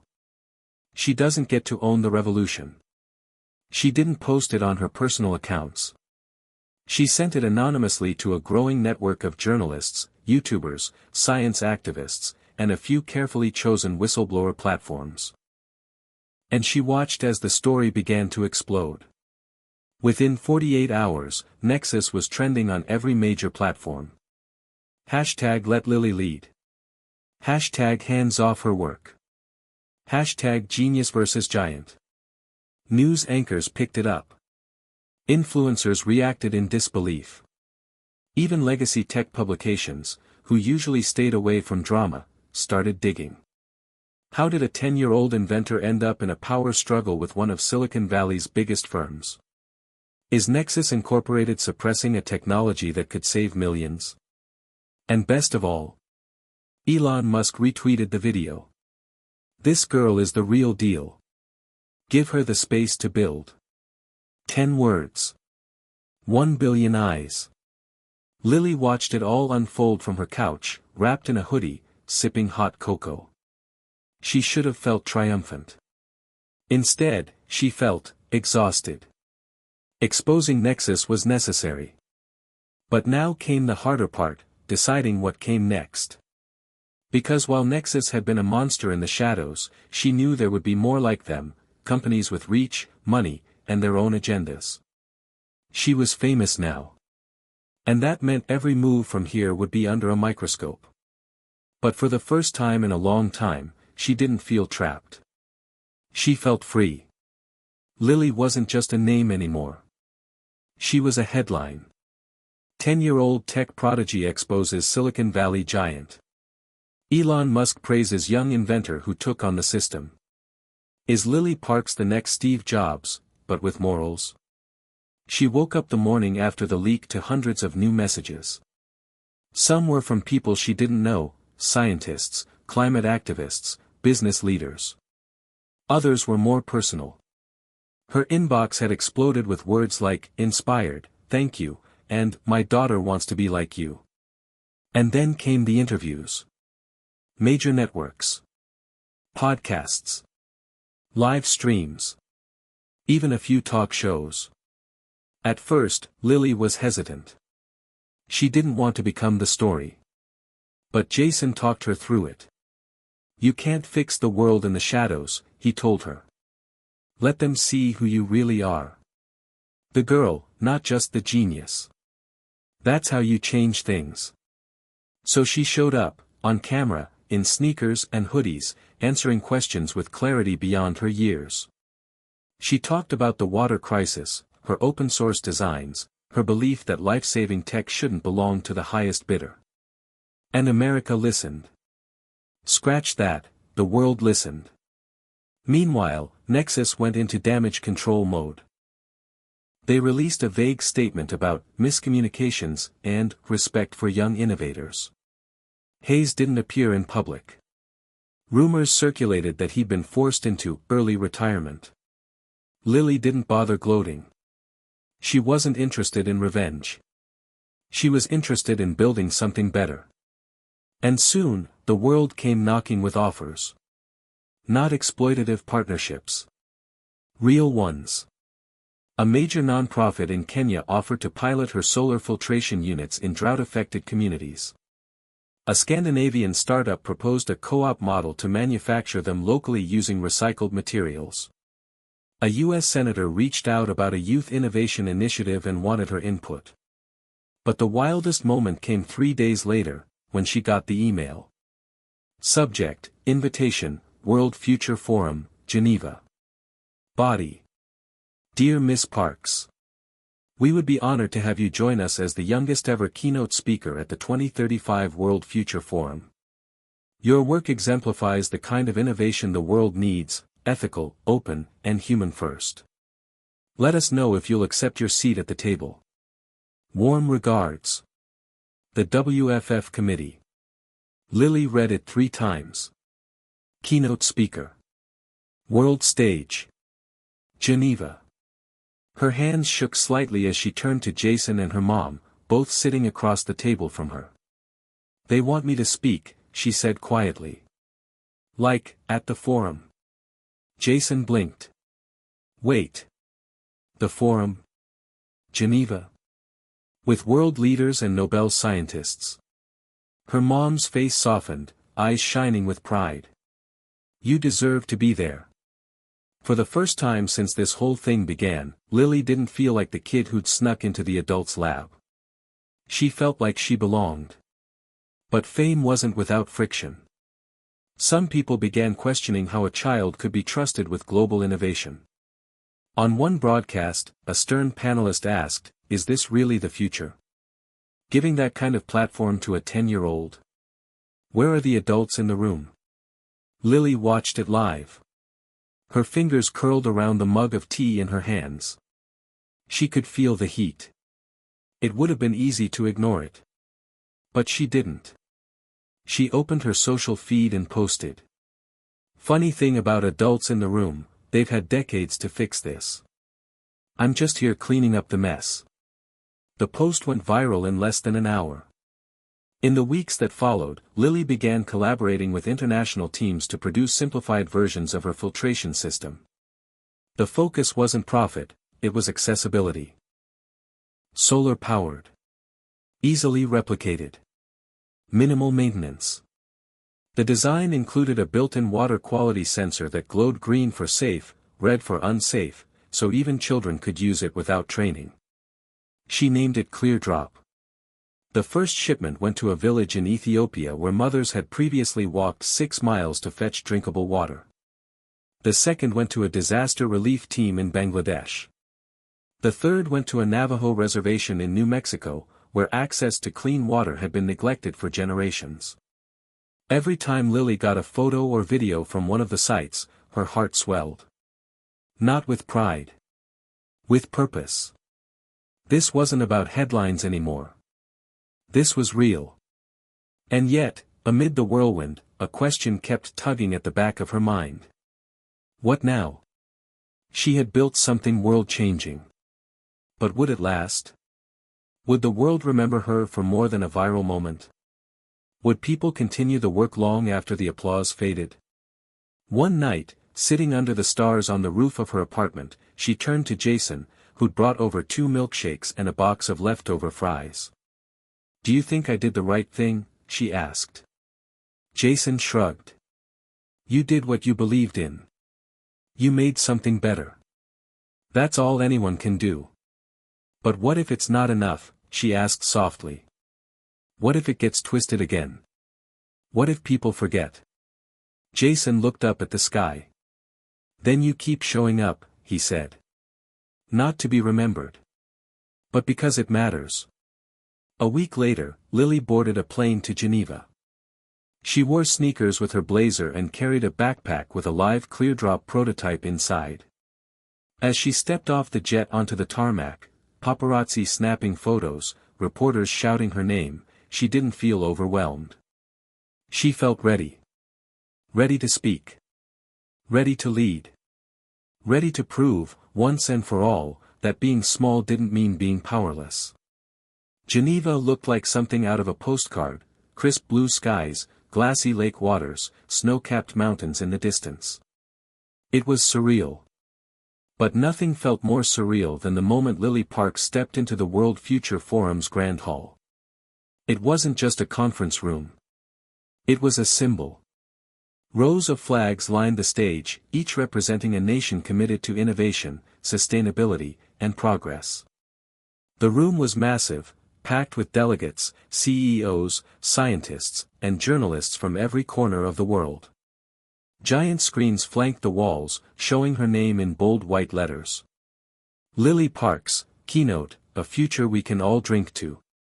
She tugged nervously at the sleeves of her blazer.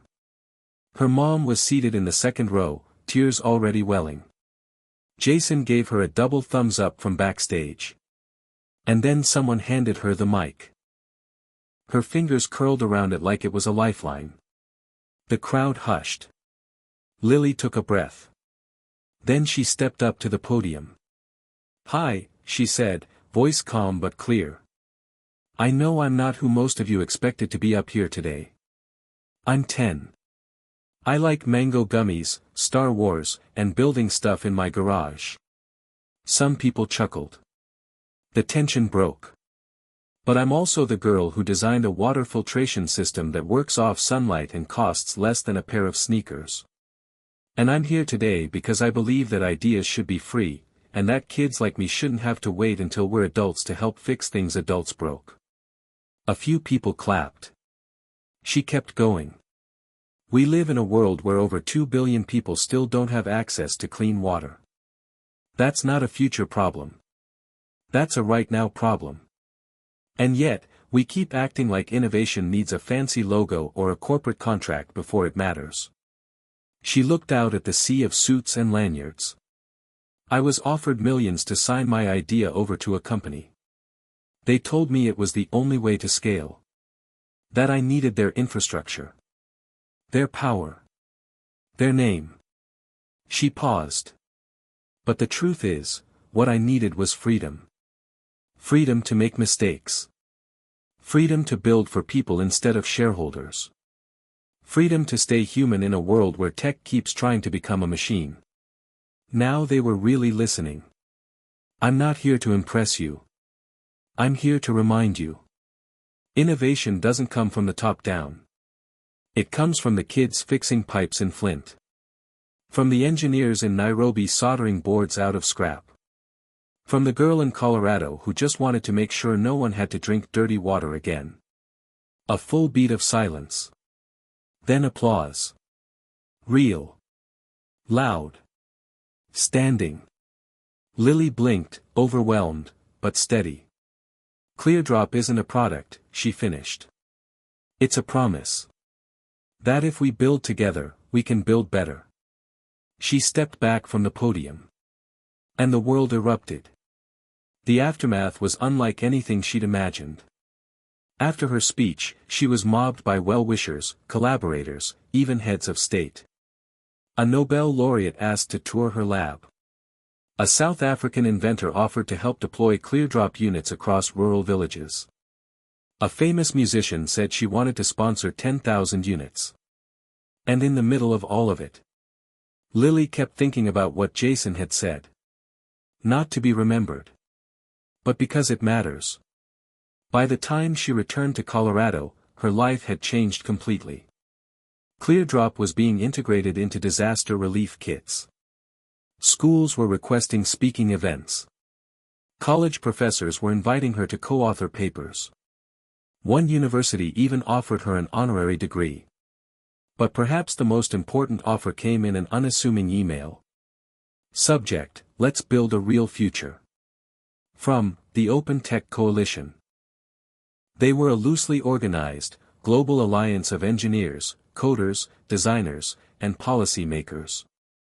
Their mission: protecting and developing open-source innovations for the public good. They wanted Lily to help lead a new initiative, Open Water, a decentralized project aimed at solving the world's clean water crisis using collaborative tech and transparent development. They weren't asking her to give up control. They were asking her to guide it. A seat at the table, built by her hands. Lily stared at the screen for a long time. Then typed one word. Yes. That night, she sat on her porch, legs swinging off the side, hoodie pulled tight around her shoulders. Jason sat beside her, sipping a soda, quiet for a while. You crushed it, he finally said. She smiled. Thanks. I feel like the world got really loud really fast. He nodded. That just means people are finally listening. Lily looked up at the stars. They think I'm brave, she said. But really, I'm just tired of pretending that being a kid means being quiet. Jason clinked his soda can to hers. Well, keep being loud. It's working. They sat in silence for a while. And Lily thought. She wasn't just a girl who built a filter anymore. She was building a movement. The honeymoon phase didn't last long. Lily knew that the moment she began really leading Open Water, setting deadlines, steering development, rejecting unnecessary sponsorships that felt more like PR stunts than partnerships. The first wave of resistance came as passive comments. She's just a child, after all. We admire her spirit, but can she handle scale? But the second wave? That came with purpose. Anonymous messages flooded the open water inbox. Some subtle, some aggressive. You're in over your head, kid. This tech should belong to real engineers. You're about to get someone hurt. They weren't just trolls. These were calculated attempts to rattle her. Jason helped her install extra security protocols. Her mom insisted on a digital firewall and personal safety software. Why would they be scared of a little girl trying to make clean water? Lily asked one night. Jason looked up from his laptop, serious. Because you're proving they don't need to be in charge anymore. Open water had grown fast. With Lily at the helm, they developed 2 new prototypes in record time. ClearDrop 2.0, rugged, shock-resistant, and optimized for disaster zones. ClearDrop Mini, a pocket-sized emergency purifier for travelers and aid workers. The tech was still open source. The manufacturing, still localized. Lily made sure of it. No central ownership.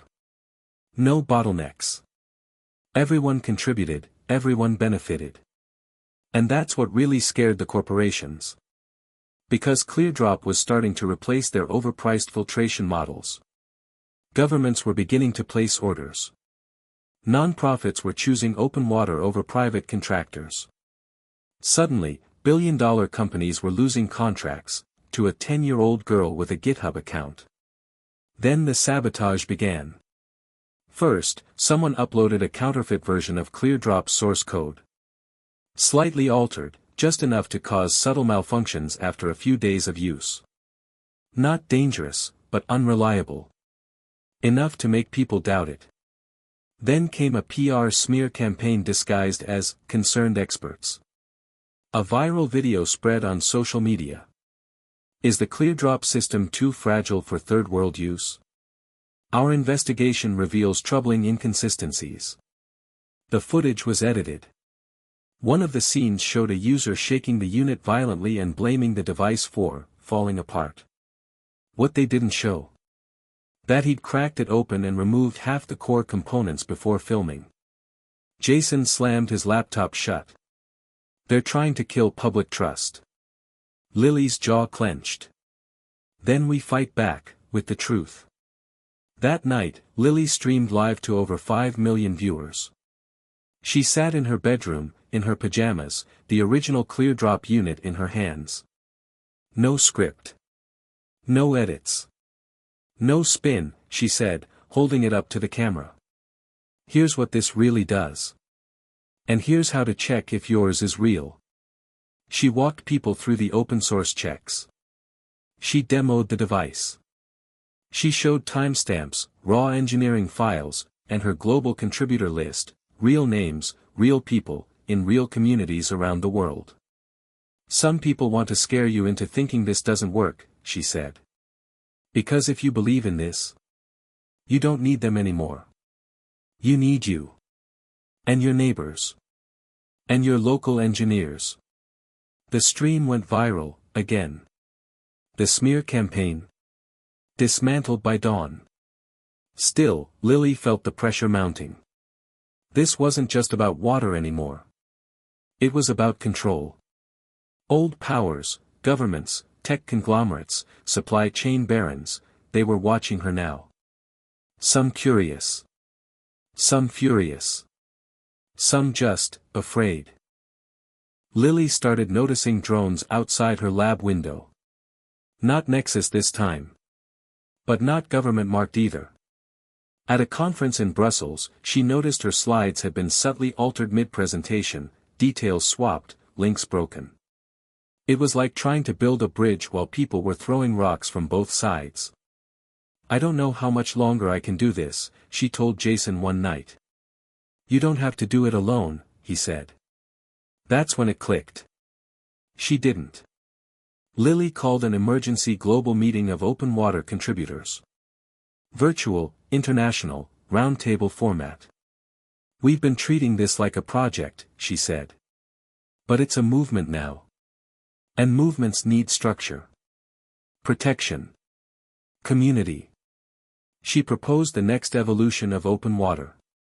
ClearNet, a decentralized alliance of developers, scientists, and advocates, protected by blockchain-verified contributions and consensus voting. No single point of control. No way to erase or overwrite the truth. A living system, immune to sabotage. It would be the world's first fully open utility model. Water, power, air, food, all future modules could be built on it. A framework for global good. Not owned. Not sold. Shared. The vote passed unanimously. And just like that, the movement had an immune system. The threats didn't stop. But now, Lily wasn't the only shield. And that changed everything. For the first time since it all began, she didn't feel like a kid versus the world. She felt like part of a world worth fighting for. They called it the Global Resilience Summit. A flashy name for a high-stakes gathering of the world's most powerful governments, corporations, and humanitarian agencies. The goal? To form international agreements on climate tech, infrastructure, and future readiness. But unofficially, it was the world's attempt to catch up to Lily. Her name wasn't just on the invite list, it was on the agenda. Item 3, integrating open water and ClearNet into global policy. She was the youngest delegate there by at least 3 decades. When she stepped into the summit hall in Copenhagen, she was greeted with a mix of admiration, curiosity, and unease. Some officials smiled politely, others whispered. A few avoided her entirely, as if her presence itself was a disruption. In a way, it was. She wasn't a politician. She wasn't a CEO. She was a 10-year-old girl with a beat-up backpack and a better plan. Her first meeting was with the United Nations Tech and Ethics Committee. A dozen representatives sat around a table. Flags behind them. Water pitchers untouched. The air was heavy with formality. The chairperson, a woman with silver hair and sharp eyes, spoke first. "Miss Parks, we appreciate your passion. But don't you think it's dangerous to put so much faith in decentralized technology? Without oversight, you risk chaos." Lily leaned forward, calm but direct. "With all due respect, oversight is how we got here in the first place. Overpriced systems. Broken contracts. Whole regions left without clean water. You want to avoid chaos? Let people solve their own problems, with tools they can understand, repair, and share." Another delegate cleared his throat. "And what about security? If anyone can access your tech, what's to stop bad actors from weaponizing it?" Lily didn't flinch. "You mean like how companies weaponize patents to keep clean water away from poor communities? Or how some governments let kids drink lead while waiting for federal contracts to come through?" Silence. She had them. And they knew it. Still, politics moved slowly. Faster than before, thanks to Cleardrop's visibility, but still sluggish. So Lily used her time wisely. She met with engineers from Uganda who had used her open schematics to build a flood-resistant water station using only scrap metal and solar panels. She shared a quiet breakfast with a climate scientist from Argentina who told her, eyes wide, "I've been waiting for a movement like this since before you were born." And at a late-night panel, she sat on stage next to an Indian teenager named Ria, who had adapted Cleardrop to purify industrial runoff and won her region's top environmental prize. Ria turned to Lily and whispered, "You didn't just invent something. You unlocked us." That stuck with her. Unlocked. Not led. Not saved. Then came the vote. It was called Resolution 8A, a proposed global framework to recognize and support decentralized humanitarian tech. The resolution would protect movements like open water from legal retaliation, patent suppression, and forced licensing under state or corporate pressure. Pass it, and the world took a step toward freedom. Fail it, and everything Lily had built would stay vulnerable to political chess games. The vote was close. Too close. In the final hour, one delegate, a powerful representative from a Western tech alliance, proposed a compromise amendment. Let's include a clause that permits temporary government stewardship of open-source utilities during crises, he said. For protection. Lily saw it immediately for what it was. Control, disguised as caution. She stood. I was invited here to represent a movement, not a loophole, she said to the entire room. And if Resolution 8A passes with that clause? I walk. Murmurs. A few gasps. The Tech Alliance rep smirked. You're 10. You're not walking away from the future. Lily locked eyes with him. I am the future. The final vote came down to a single swing nation, Brazil. Their delegate, a former educator turned Minister of Innovation, stood silently for a long moment. Then she looked at Lily. My students don't need more corporations. They need hope. She voted yes. Resolution 8A passed. Without amendments. With protection. With Lily. That night, Lily didn't go to the gala or press dinner. She sat in her hotel room floor, laptop open, connecting to her ClearNet team, developers in Nepal, Brazil, Scotland, South Korea. Jason joined her via video, holding a slice of celebratory pizza. We made it, he grinned. No, Lily said, smiling back. We started it. A notification pinged. New request, ClearDrop installation in Gaza. New contributor joined from Aleppo. ClearNet server node added in Cape Town. All around the world, people weren't just watching.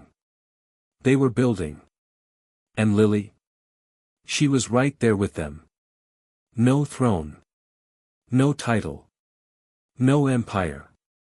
Just a seat at the table she helped create, and made sure everyone else could sit at too.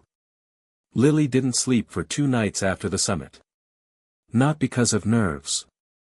Not because of fear. But because the world wouldn't stop moving. Every hour, ClearNet nodes lit up across new time zones, Sudan, Iceland, Chile, New Zealand. Collaborators messaged at all hours, proposing ideas, fixing bugs, building next-gen modules. Someone had even created a ClearDrop chatbot for low-literacy communities, complete with voice prompts in Swahili, Urdu, and Navajo. Lily read each update like it was a postcard from the future. Except the future wasn't waiting anymore. It was here. And for the first time, she felt tired. Not sleepy tired. Soul tired. Her body still buzzed with the energy of progress, but her mind whispered something quieter. What if this isn't mine anymore?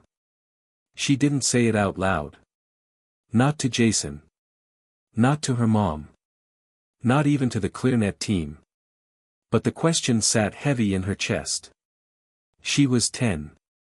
And while her ideas had changed lives, she had also missed her own. The treehouse project with her mom. Left half-built. The school science fair. Skipped for a call with engineers in Laos.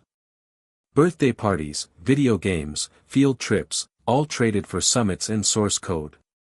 And maybe that was okay. Maybe she was built for this. But maybe, she was also allowed to just be a kid. One evening, she and Jason sat on a hill just outside town, their usual post-mission decompression spot. He was finishing a warm Coke. She was holding a peanut butter sandwich she hadn't touched. You ever think about quitting? She asked, eyes on the horizon. Jason looked over, surprised. No one's ever asked me that before. I'm asking now. He thought for a while. I think about pausing. I think about disappearing into the woods for a week. Letting the world run without me. Lily nodded slowly. I don't know if it can run without me. Jason gave her a gentle look. It already is, Lil. That was the point, right? Later that week, a new video started circulating online. It was a documentary short, Waves of Change, the story of Cleardrop.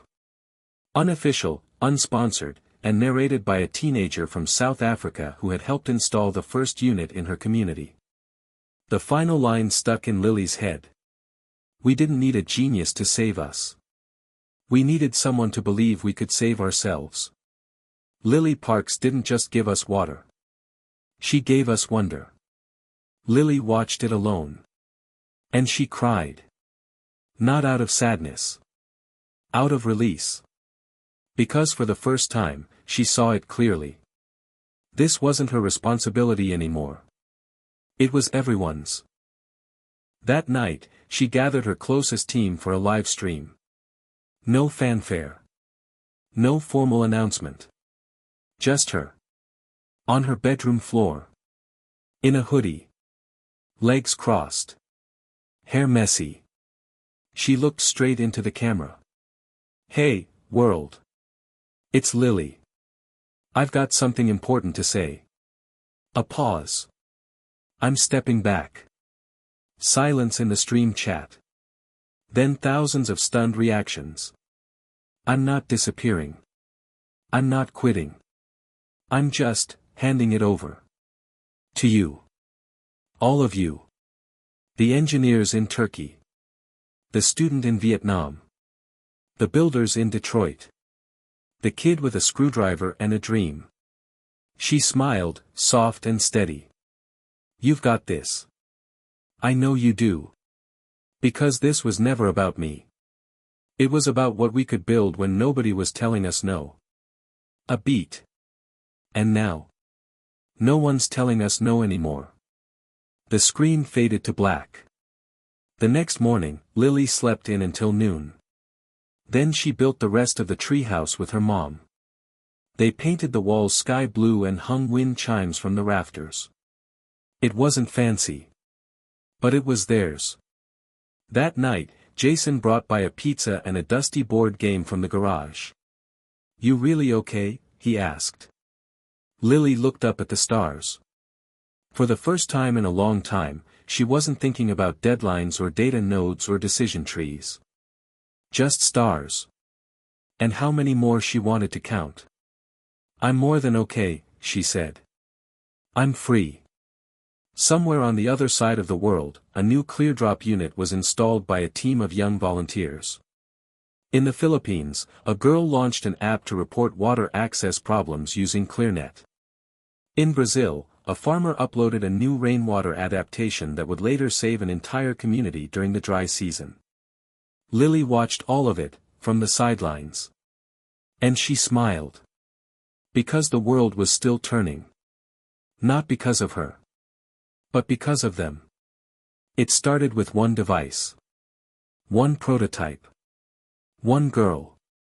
And now, 5 years later, it was everywhere. The world didn't look the same. Not completely. Not perfectly. But it had shifted. You could feel it. In dusty villages and crowded cities, in refugee camps and suburban backyards, Cleardrop units had become as common as solar lights. You'd see them hooked up to rooftops, clipped to bicycles, even embedded in jungle canopies. People stopped waiting for aid. They started building. In a coastal village in Bangladesh, a group of teenage girls had modified the Cleardrop 2.0 into a mobile purifier that could be mounted on boats. Now, during flood season, clean water was no longer a luxury, it was a guarantee. In Flint, Michigan, high school students had created a ClearNet add-on that connected local water sensors directly to citywide alerts. Every home got real-time updates on water quality. It forced the city council to act fast. In Kenya, a community near Nairobi launched the first Hydro Hub, a solar-powered shipping container fitted with Cleardrop mega units and rain collection tanks. It served over 3,000 people. They named it Lily's Well. But Lily Parks. She was gone from the spotlight. She kept her promise. After stepping back, she never chased attention again. No book deals. No press tours. No TEDx return. She quietly helped moderate ClearNet forums. She reviewed community inventions. She even taught an online workshop series under a pseudonym, CodeLily42. Some figured it out. Most didn't care. Because by now, she wasn't the movement anymore. The movement was itself. Ria, the Indian teenager Lily met years ago, had since become the lead systems architect for ClearNet's education division. She developed Water Talk, a gamified curriculum that taught kids about water cycles and filter science through storytelling. In Chile, a former bus mechanic named Hernan became a regional coordinator for ClearDrop deployment. His story, how he built his first unit from salvaged parts and now oversaw 10,000 plus active filters, went viral. Again.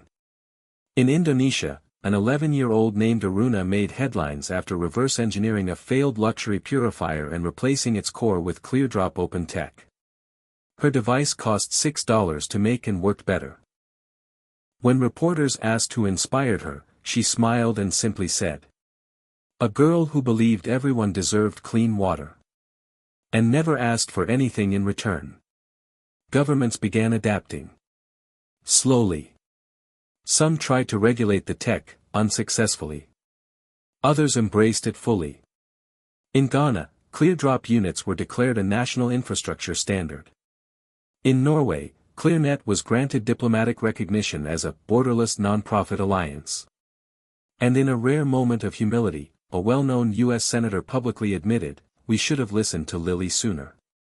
They called it the Open Utility Revolution. It began with water. But it spread to air purification. To solar power decentralization. To agriculture tech, education access, even communication nodes in places where internet was once a myth. The world wasn't fixed. But it was responding. Back in Colorado, in the town where it all began, the wind blew gently through an old treehouse. Inside, it hadn't changed much, still painted sky blue, wind chimes still dancing. A small plaque had been nailed to the frame. "This is where the future was first imagined." And on a quiet afternoon, Lily, now 15, sat on the floor with a journal open across her lap. She watched a little boy ride past on a scooter. He stopped, peered up at the treehouse, waved shyly. "Are you that girl from the water thing?" Lily smiled, nodding. He beamed. "Cool. My grandma has your filter. I'm gonna build one too someday." She laughed. "You should. You'll probably make it better." And just like that, he rode off. Another ripple in the pond. That night, Lily posted something on the ClearNet forum under her old handle. From CodeLily42. Thread title, "Just Wondering. If you're out there building, creating, sharing, thank you. I used to think I had to change the world alone. Now I know I was just the first drop. You all. You're the waves. L." It had been nearly a decade since Lily built her first ClearDrop. The world had grown around it. Evolved with it. And now, people barely remembered a time when clean water wasn't just assumed. It was like seatbelts, light switches, or public libraries, a right, not a request. That was the real revolution. Not the tech. The expectation. It was a warm spring day when the invitation came. Global Commons Summit 2035, in honor of the first drop. Location, United Nations Headquarters, NYC. Keynote speaker, Lily Parks.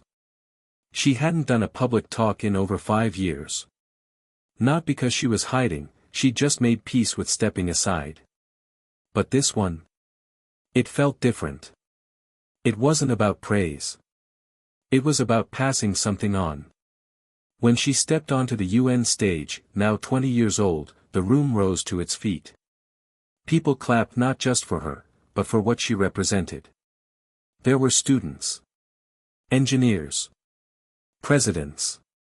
Farmers. Filmmakers. Kids in hand-me-down hoodies just like hers. She stood at the podium. Looked out. Smiled. And asked the same question she had asked years ago, from her bedroom livestream. What if we stopped asking for permission to make things better?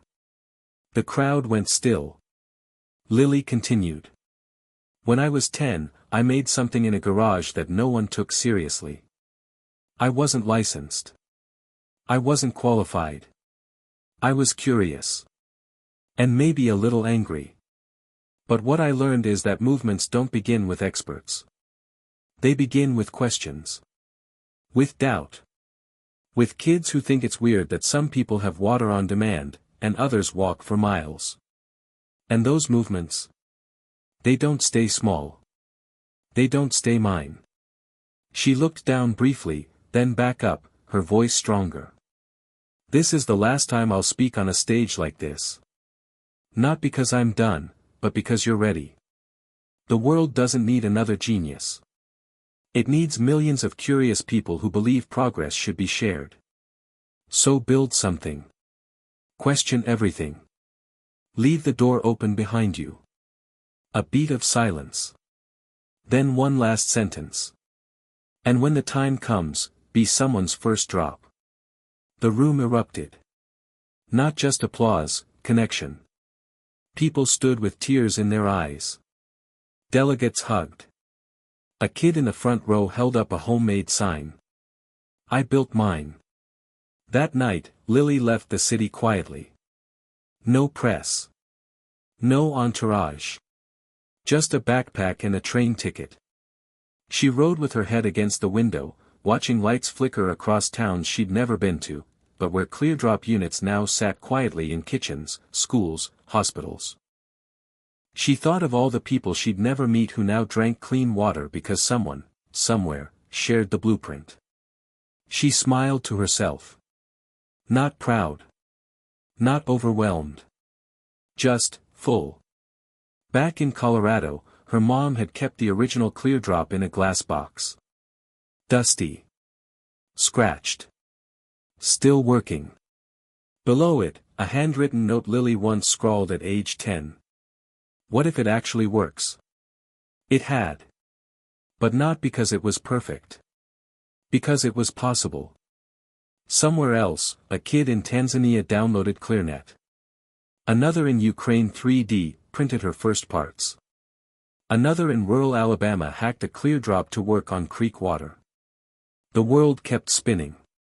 And with every act of curiosity, kindness, and courage, another drop fell.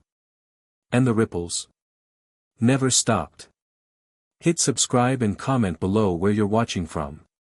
What's the first drop you want to make in the world? This story might be fiction, but the movement, that's real. Clean water, open ideas, and the courage to care, they're already out there. What will you build?